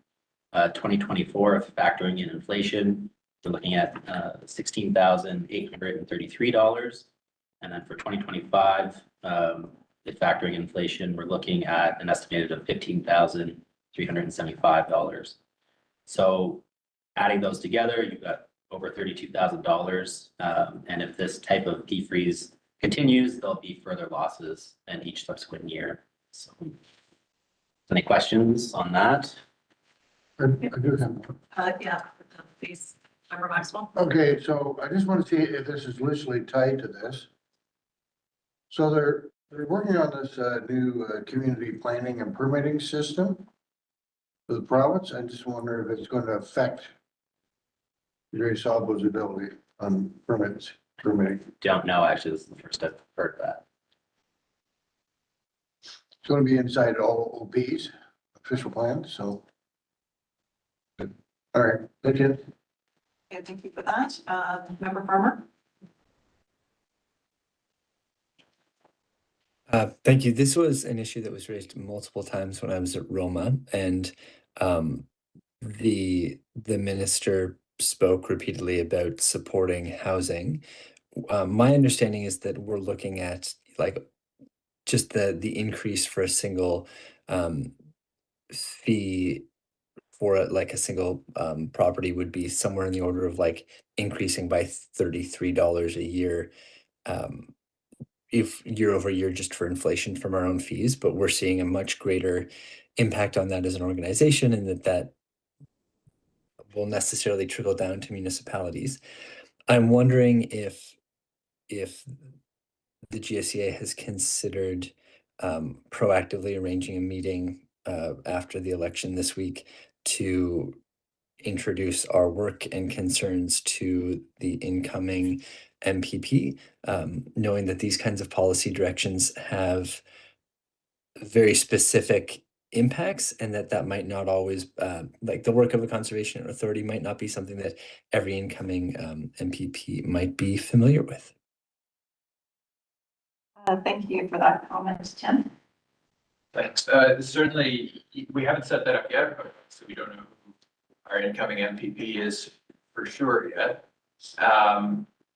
We did last year around this time went to meet with MPP buyers about this issue, and I put myself forward to be on a committee of CAOs from conservation authorities across the province to work on an advocacy strategy that we're hopefully bring back to Conservation Ontario Council, which will hopefully go back to municipal councils, because whatever money is being lost here is inevitably being raised back in levy. And I think there's pretty strong support from what I've heard, there's pretty strong support from municipal councils across the province that development should pay for development and that this shouldn't be backlogged. So anyway, where I'm going with that is that committee will start meeting tomorrow. I have my first meeting with them, and then we'll we'll learn from there where we think we would go with it.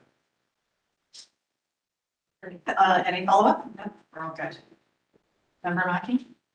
Thanks, Madam Chair. I think this is just another download from the province, because this Conservation Authority aren't the flavor of the month right now for the president. But what this does, which is going to, as Mac has indicated, it's going to be a 1% increase. That's the municipality. So I think the municipality would be better responding to it. The Conservation Authority, we all have that availability at our own tables to start a motion. So, highlights, this issue. So that would be my recommendation. We'll live that way.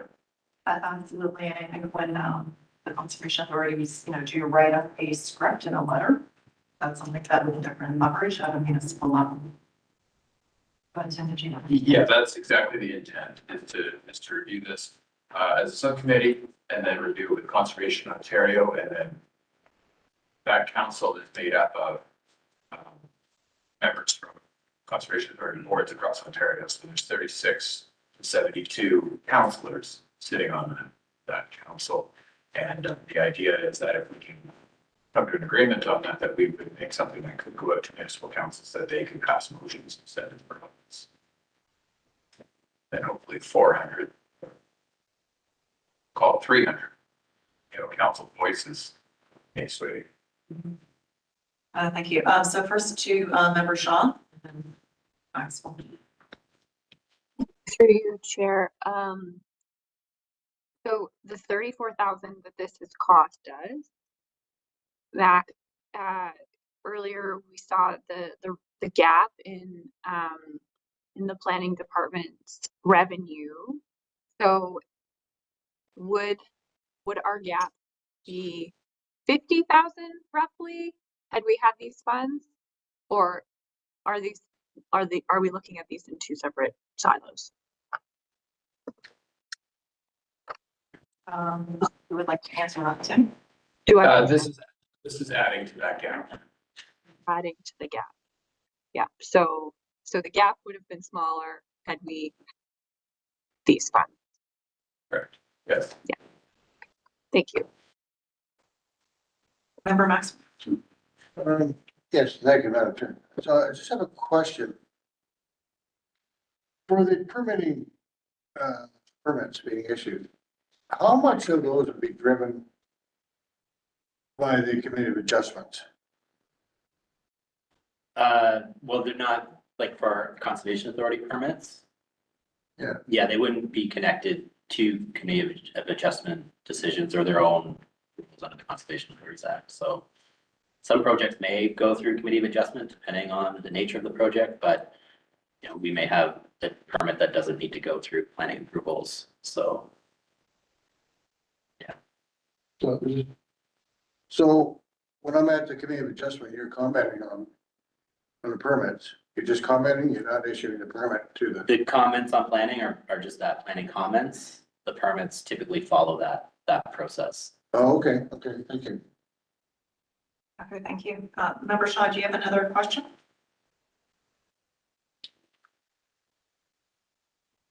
Further discussion? I guess my only comment is, we're finding this, I think other municipalities are also, building departments were built up after 2002 because of the huge backlogs that we saw. We knew based on the permitting here that we need to increase staffing. I recognize that some of our staff are no longer here, but based on where we're seeing the number of requests coming, are we still too highly staffed? We're about at the same staff level that we've had historically, and I gotta get into the permit numbers in my third report. So I comment on that part, but yeah, historically, we're about the same level of staff we've had since I've been here, which is 12 years, so. Thank you. All right, any other discussion? Okay, so as I see none, I'll read out the motion. Whereas on December 12th, 2024, the Ministry of Natural Resources issued a direction effective January 1st, 2025 to conservation authorities. Not change the fee amount they charge related to their planning and zoning programs. That the Gray Sauble Conservation Authority Board of Directors received staff report 007-2025 related to the Minister's direction to task information. Mover and a seconder. Member Mackey and Member Winter, any final discussion points? Member Mackey? Just for we need to recognize the forethought that our staff had in getting that report to us so that we could increase the fees. Soggy Valley right now is not nearly in the position that we're in, and that's because of our staff, getting the report to us and the board approving those fee changes prior to, or we would have been in a lot worse situation. So thank you, Chairman. Senior staff. And I thank you for that. So kudos to Scott. All right, so we'll take this to a vote. Those in favor? That is carried unanimously. Thank you. All right, Matt, you're still up. Okay, for my second report here, this is on a new regulation. So this is Ontario Regulation 474/24. It's the minister reviews under section 28.1 and 28.12 of the Conservation Authorities Act, and minister's orders under section 28.11 of the Conservation Authorities Act. So for a little background on this, April 1st, 2024, Conservation Authorities Act was amended, bringing into effect new legislation and regulatory requirements associated with conservation authority permitting. Included in those changes to the Conservation Authorities Act were new minister's powers. So there's a few situations where the minister has powers. One is that they can issue an order to prevent a conservation authority from issuing a permit and to take over the permitting process in place of the conservation authority. And two, they can review a conservation authority permit decision at the request of the applicant.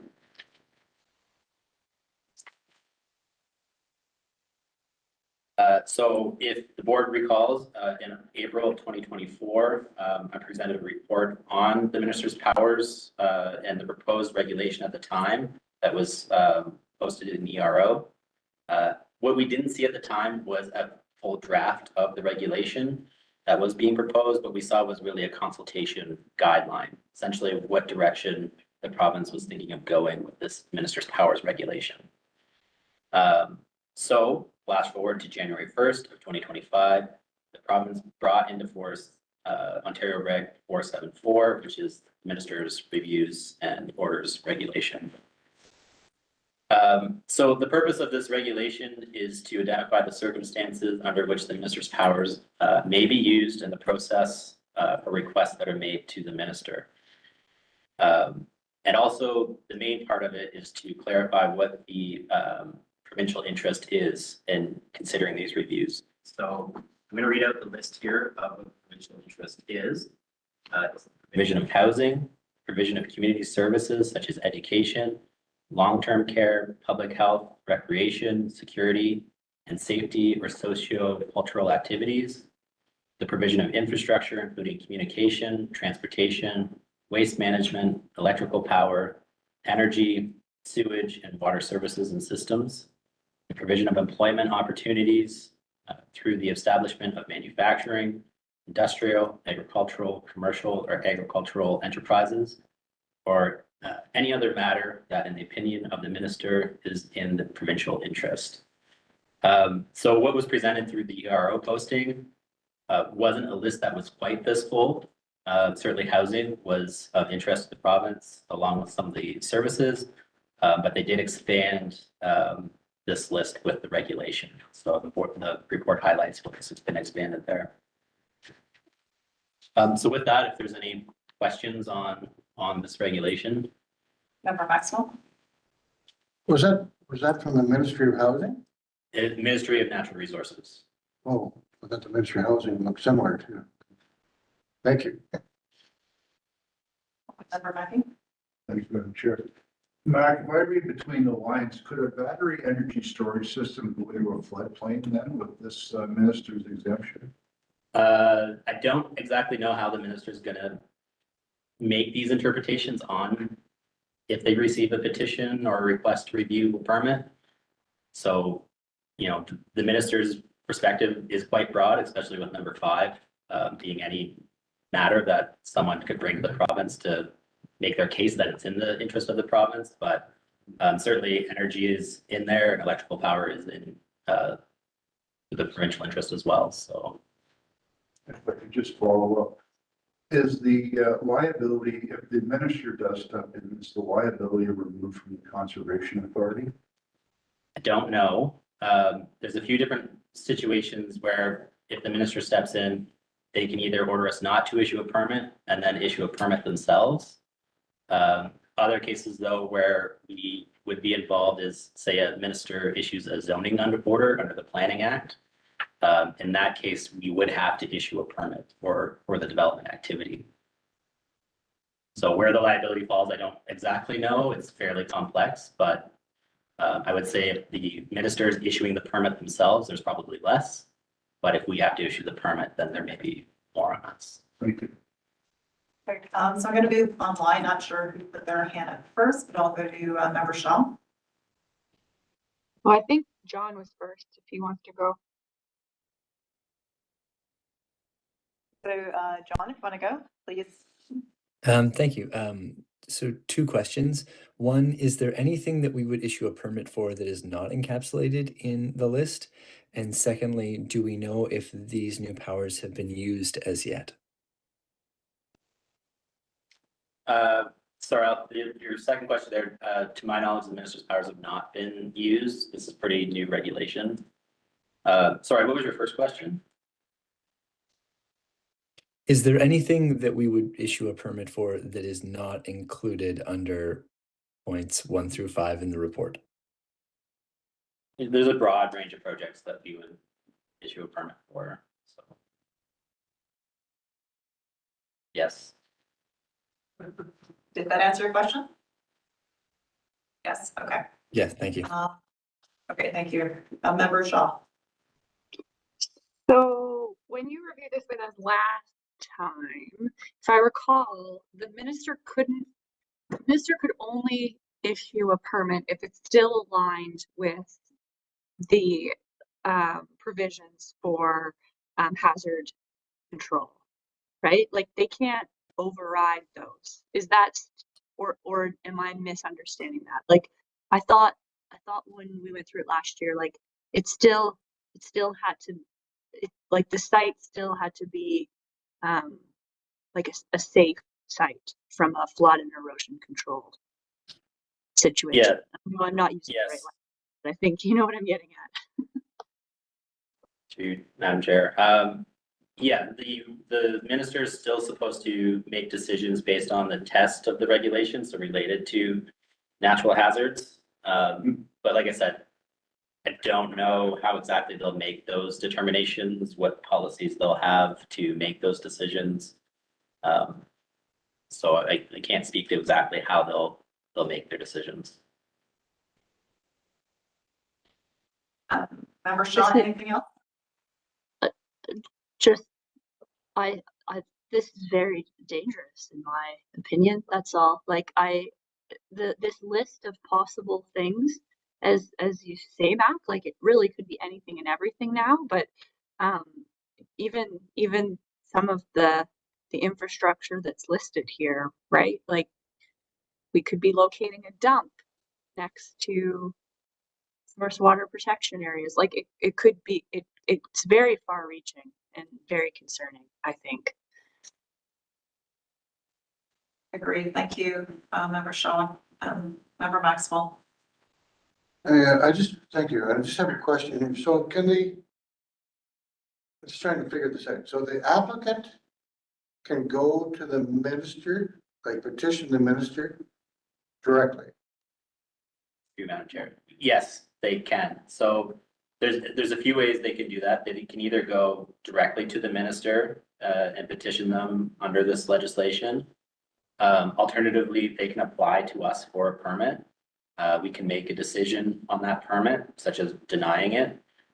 If we deny a permit and they don't like that decision, they can either appeal to the OLT or they can go to the minister and have the minister review our decision.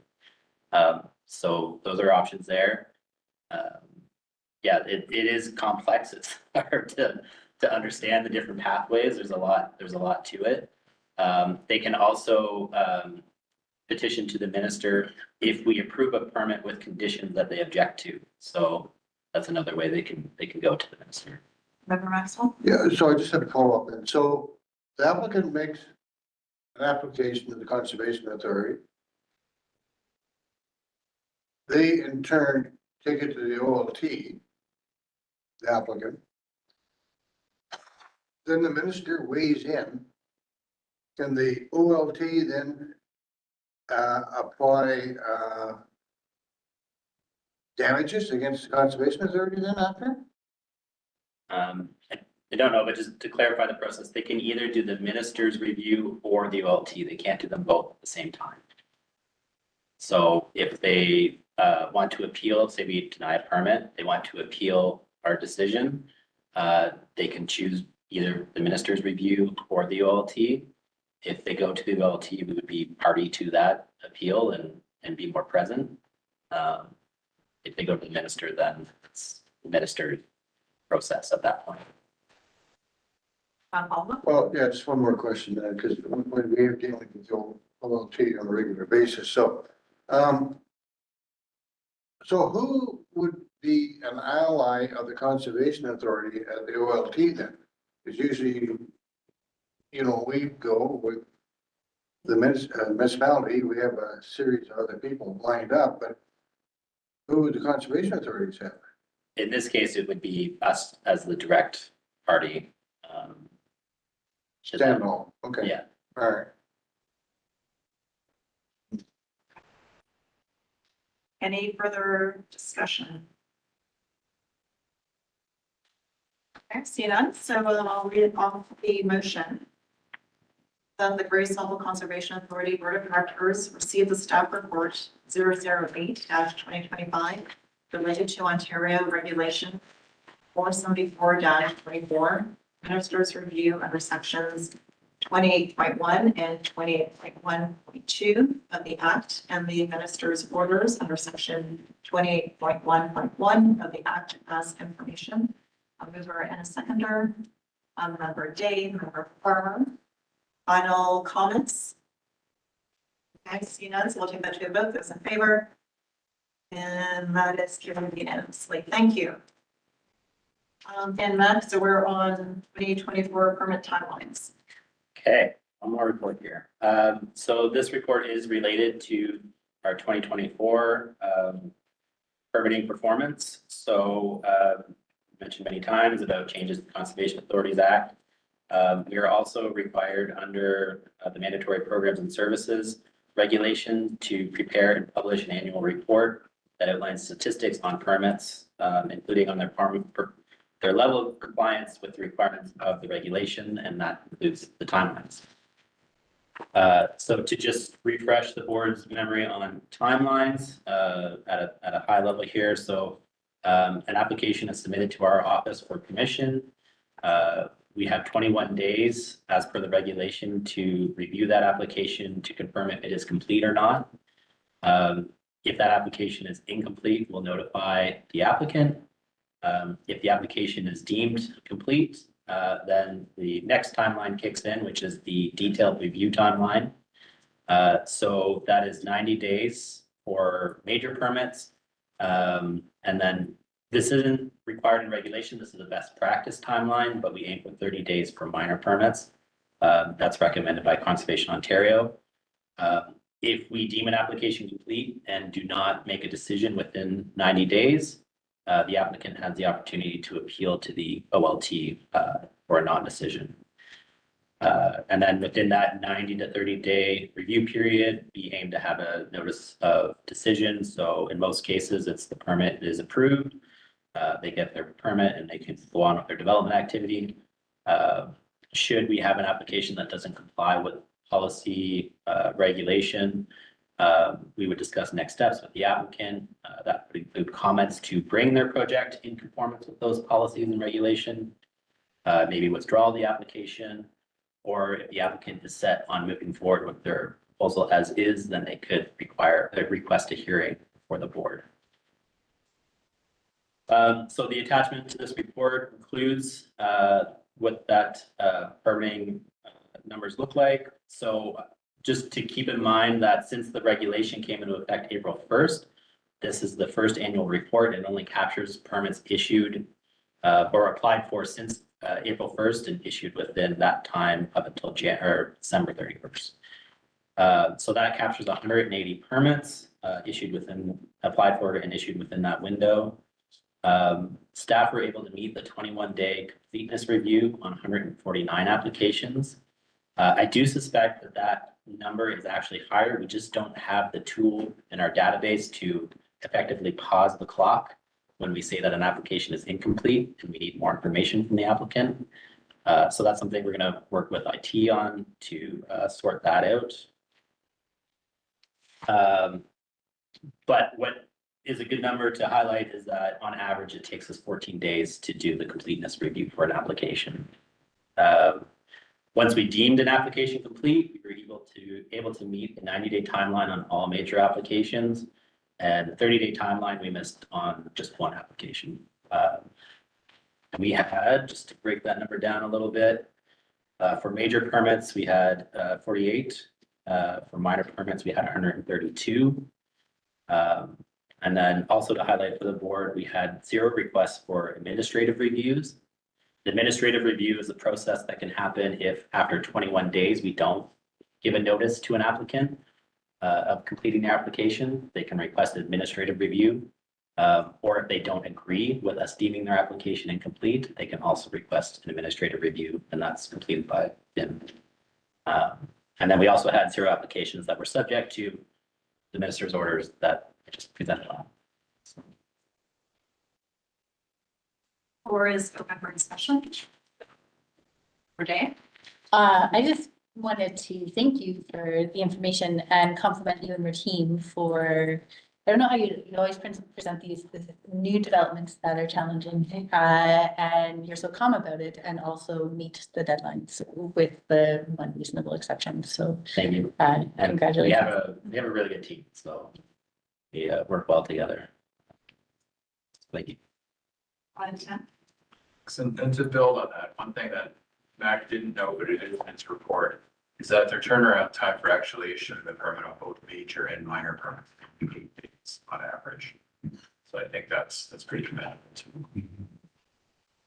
I didn't know this is also in the report, but in total, for factoring the permits under the previous regulation, where was that number? We had 300, can't see it, it was 308, I believe, permits that we issued last year. So the 180 was just under the new regulation, and that's the one that has the requirement to report on. Great, thank you. Member Maxwell. Thank you. So I'm just trying to, I want to figure out something here. So,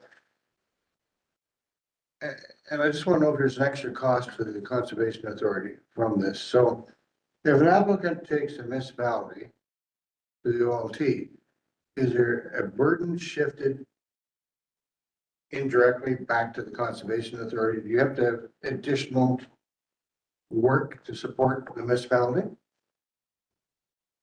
Through you, Madam Chair, there can be, depending on the issue as to why it's going to the ULT. So if it is an issue that's related to a natural hazard concern, that would be an interest of the Conservation Authority, then yes, we would be party to that in most cases, or an expert witness with the municipality, and staff would be working in that capacity to try to resolve that issue.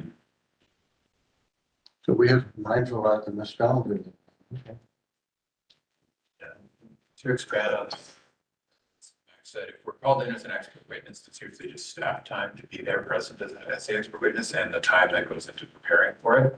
If we're party to it, it's all of that plus bringing our own legal counsel to the table. Quite costly. Thank you. Any other discussion? Rebecca? Thanks, Madam Chair. Mac, I'd just like, for what it's worth, being a municipality that deals with two conservation authorities, we're not getting any concerns around permits from Great Sauble. We've got it. That's a rule. I'm going to speak to Kevin. Thank you. Thanks. All right, thank you. Any further discussion? Okay, so I see none, so we'll take this to the motion, whereas conservation authorities are required to report annually on permitting statistics. The Gray Sauble Conservation Authority Board of Directors received the 2024 annual permit report as information. Mover and seconder, member Farmer, member Day. Final comments. Okay, we'll take that to a vote. Those in favor? And that is carried unanimously. Thank you so much. Thank you, Matt. So we're moving to the introduction section. And Chelsea, are you up? Hi, everyone. I'm going to take this opportunity to stand, if that's all right. So as some of you may know, this marks the return of our March Break Camp this year, which we are very excited about because it offers a wonderful opportunity for youth to engage in the outdoors and all the benefits that come along with it. I'm sure we all know what that feels like.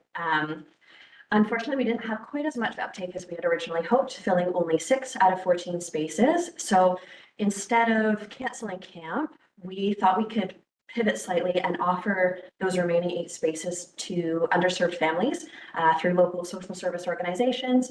A few that come to mind are Big Brothers Big Sisters of Grey Bruce and Child and Youth Family Services. We're also open to discussions on other organizations, if any come to mind.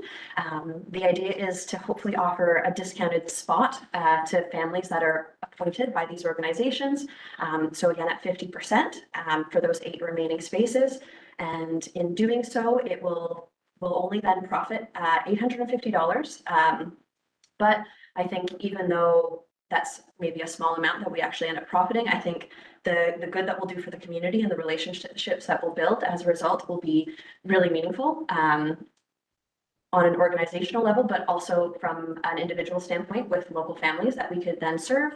And so I'm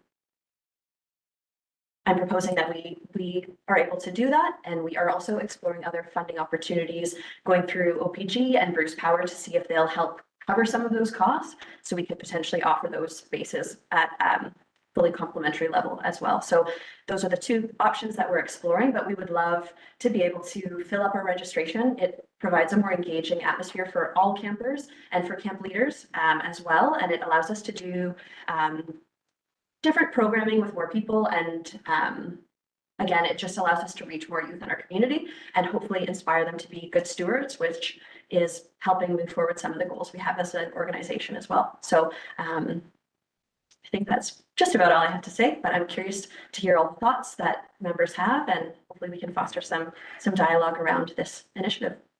Great, thank you for that summary, and thank you for considering families that may not be able to financially support their kids going into these programs. So Member Farmer. Thank you. I'm happy to move the recommendation and also to suggest some additional organizations that would be well networked with appropriate families. OShare is running a family assistance market, and they've got more than 100 families easily who are accessing that, who may be in a position to benefit. Also, the county social services would support folks who they might be able to recommend. And if it is running in Owen Sound, I think it would be worth reaching out to the principals of all of the local elementary schools because they would also know which of their students would be best suited to benefit from this increasingly affordable option. Great, thank you for that comment. So you've moved the motion. Member Durst, would you be willing to second? And do you have comments? Yes, I do. I realize that the distance between Wyerton and the camp location is fairly significant, and that may preclude participation. But I would suggest that the Salvation Army in Wyerton be included on the list. They may have some from their family and children's services programs some kids that might like to attend and be able to attend. Great, thank you for those suggestions. Member Day? I'll second the motion. I don't know if it hasn't been already. Sure, yeah, it wasn't clear to me, so yeah, so, Member Day will then the second. And if I also might add McWeckadon to the Friendship Center to the list, I know the school supported about 75 children during the holidays to provide presents for under trees. So they do have a list of families in financial need. Thank you for those suggestions. Member Maxwell? Yeah, the AVO and the Sauble Mountains, they have quite a program for all that. Could you, I don't know what the BBO is. Beaver Valley Outreach. Oh, Beaver Valley Outreach. Yeah. Thank you. Thank you. Member Greg? I do have some concerns when you discount a service for customer B right beside customer A. Like, it's really easy to support it on the surface. But when someone says Sherry just paid $285, and that's not true with the other children around them. I've seen instances where this the outcome is not as positive as what is first thought going into it. Are we focused, like, do parents have to be in? I guess my first question is, do parents have to be working to take part in this? I don't think we've ironed that out yet, but at the same time, I think that's maybe, I appreciate that consideration, and I think that's a very good point. I think it also reminds us from a confidentiality standpoint, where at certain families, they've expressed the need for subsidization, and certain families are okay to make that claim, I guess. But in terms of working parents, I don't, do you have something that? If I may, that's the reason we're going through we want to go through these types of organizations who we've dealt with before. We're certainly not going to dig into the financials of families. But if there are those who, for instance, Grey County can say, yes, they are subsidized, if they go through the YMCA camp, because they are subsidized camp, they would qualify there. If they could tell us that, or if they're recommended by Health and Family Services or brothers and sisters, then we would absolutely. But digging into financials is something we're going to do, and we're going to rely on our partners to recommend. Well, and I realize not digging in, I mean, we're not means testing. But if it's a considerable subsidy, then I think the consideration whether people are working or not working is legitimate. And I mean, we're not forecast to lose money on this endeavor. But I guess we'll see how it transpires going forward. There's different considerations, I guess. Maybe next year we evaluate that $285 or whatever that original fee was.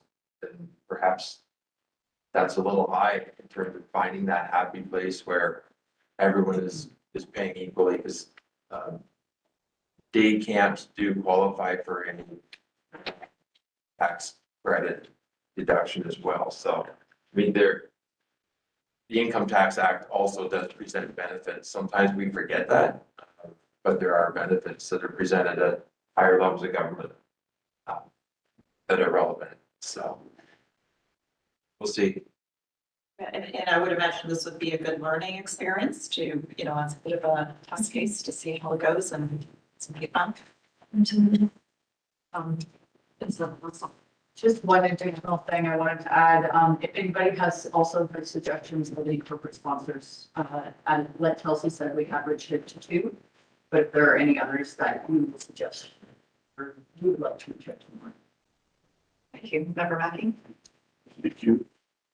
I'm just wondering, like in the past, have we had our 14 kids that previous years, we get the numbers down this year. To me, it's such a great idea, I don't know why people wouldn't be signing up. So. Do you want I can speak to this, sure, because I had the same thought, the exact same thought. I thought as soon as we release registration, it'll fill up really fast. And it obviously didn't pan out that way, unfortunately. And I think some of the ideas, of course, we're speculating, but some of the ideas that we can think of are, this is a great break for families to maybe spend some time together and get away, as opposed to summer camp, which historically has filled up with a wait list, where 9 weeks is really long for parents to take that time off if they can even do that. So our thought is that's maybe part of it. Families can take off that time and spend a week with their kids and everyone gets a break. And We've had a month to do that. yeah, we have no days.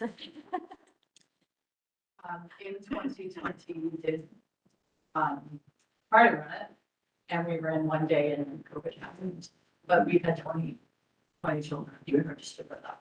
And I could also offer one more thing, that since it's been a few years since we've offered it, it might just be getting the word out. Maybe this year it's a little bit slow in terms of uptake, but maybe next year that increases a little bit more. And I hope that that is a positive trajectory and an upward growth pattern, but it could be a combination of things, I imagine. Thank you for that. Paul? Member Farmer. Thank you. Just inspired by the Deputy Mayor Greg's comments there. I've got a buddy who works for an international travel company, and he's talked to me before about this exact strategy of, when given the opportunity to either cancel a trip in their case and lose it all, or run it having offered some discount spots to fill up the final spaces on the bus or the boat or whatever that is, that their industry is very comfortable saying, we're going to have a flash sale because it's better to run and make a little bit than cancel and make nothing, or to run half full and not and just have a straight loss that way. So from a business perspective, I think this is really smart. Okay, thank you for your comments. Member Greg? If I could just respond to that. I have a business. I'm fully aware of how businesses operate. However, we are an arm of government and we are a service provider. So my lens is a little bit more centered around our objectives as a service provider, and is distinctly different than my role as a business owner. So I appreciate the comments, but I just want to highlight, they do have a different, see both of them in a little different context. Thank you. Thank you, Member Craig. Member Jane? Just in case it's useful moving forward, I think this is a good stock up measure to create a vibrant March break camp. 6 is a bit low for enough kids to have a really fun week. One organization I worked for, and I would have to look into which particular organization provided the funding, but there were certain days during the summer which were run in partnership with organizations like the ones that we've just mentioned. So there was reliable programming for the kids in need, reliable funding in place for the organization I was working for. And it might alleviate any concerns around people paying different amounts of funding. If, say, for example, there's a partnership with I don't even want to name names, just to be fair, and also I'll just stop talking there, but I'd be happy to chat more if that's ever of use. Okay. Thanks, Tori. Yep, thank you. Further discussion? Okay, so we do have a motion on the floor. It's already been, I don't need to read it again. So we'll take that to a vote. Those in favor? And that is passed unanimously. Thank you. Moving to. Wonderful. Thank you, everyone. Thank you, Chelsea. Moving to the next item is forestry.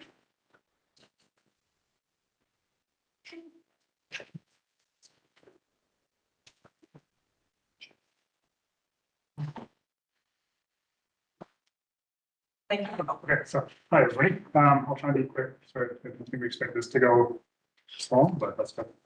So I just want to bring forward our fee schedule for our Grace Sauble Forestry Service.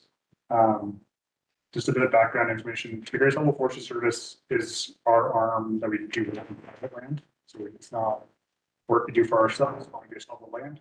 It's for private landowners within our watershed.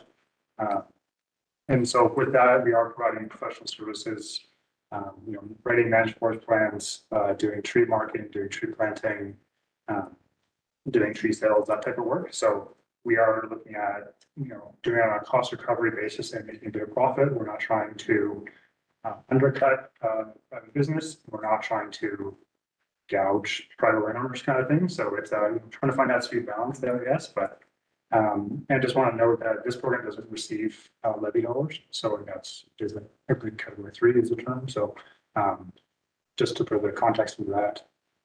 So every year we review our fees and speaking with Allison in finance, as well as reaching out to conservation authorities locally, kind of thing, maybe Sauble Valley. We have a conversation to see how things are working and try and figure out market rates and see what's going on that way. And then we set them based on that. So you can see the appendix there in the attachment. The middle column has the proposed rates for 2025. I'd just like to note that on average, it's a 3% increase from last year. So we're not increasing our fees substantially. We're just trying to keep up a little bit with how things are going cost-wise. I will note that I did make a mistake in the motion or the recommendation there. So the last line, that statement, sorry. We're looking for an endorsement of the fee schedule and not information. All right, thank you for that. So the floor is open for discussion. Member Gray. I see the escalation in the prices is just normal inflationary indexing, so I'm happy with moving the recommendation. Member Day? I'll second. Okay, so we haven't moved it yet. But did you just move that? Yeah. Oh, thank you. We're just gonna switch on this. Okay, so we have a mover and a seconder. Any final conversation? Member Mackey? Thanks. Michael, you did touch upon it, but can you just reiterate, please, because we have had discussions at county council from certain members to make sure that we are not competing with the private sector. So you're assuring the board right now that there's no competition with the private sector using levy dollars. We are not using levy dollars for this program, but we are offering a service that the private sector is offering as well. But we're not. We're not undercutting. We're not undercutting the private, and we're not using levy dollars to support this. What I wanted to hear. Thank you. Okay, any final comments? Okay, we'll take that to a vote. Those in favor? And that is very unanimously. Thank you. Thank you very much. All right, so the CEO's report. Thank you. I know I will try to go relatively quickly here.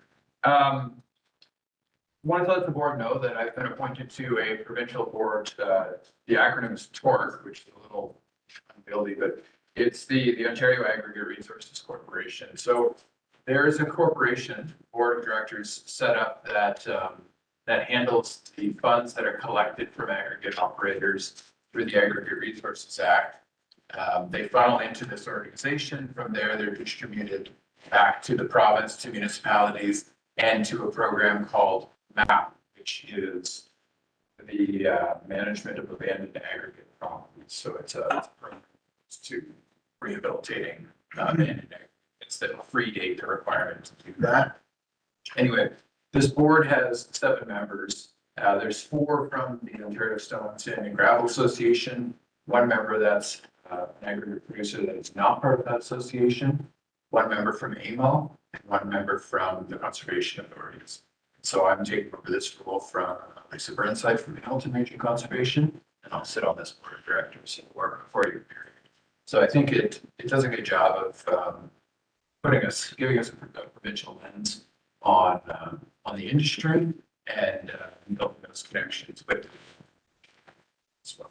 And ultimately, it's a great cause too, as we manage the finances that will will go towards improving the sites too. We have, yeah, sorry, go ahead. Yeah, for the torque, do you know what percentage is going for these abandoned pits? It's not a percentage, it's an amount per ton. And I think what they told me was about 26 cents per ton. And I think it's about 30 million.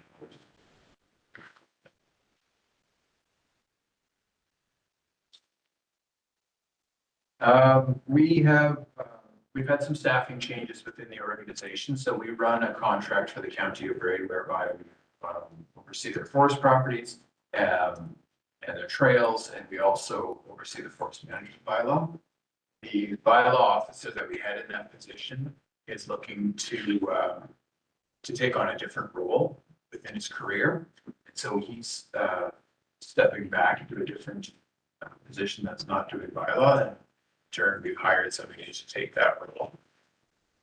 And so Dave Wiley is joining us as the Grey County Forest Management Bylaw Officer. Dave just started with us this week, and we're working, or I guess like last week, we're just getting up to speed, or I got signed up for some training and whatnot. So we were really lucky to bring Dave on. He's got about 20 to 25 years experience in the forest industry and as a registered professional forester as well. Some other items, I mean, as we've gone through, and you've seen, we've been quite busy preparing the work plans for the organization, as well as doing performance reviews with staff, individual departmental level work planning, which has taken up quite a lot of time over the last month, reviewing and preparing a quarterly budget for the board, as well as interviewing and hiring staff.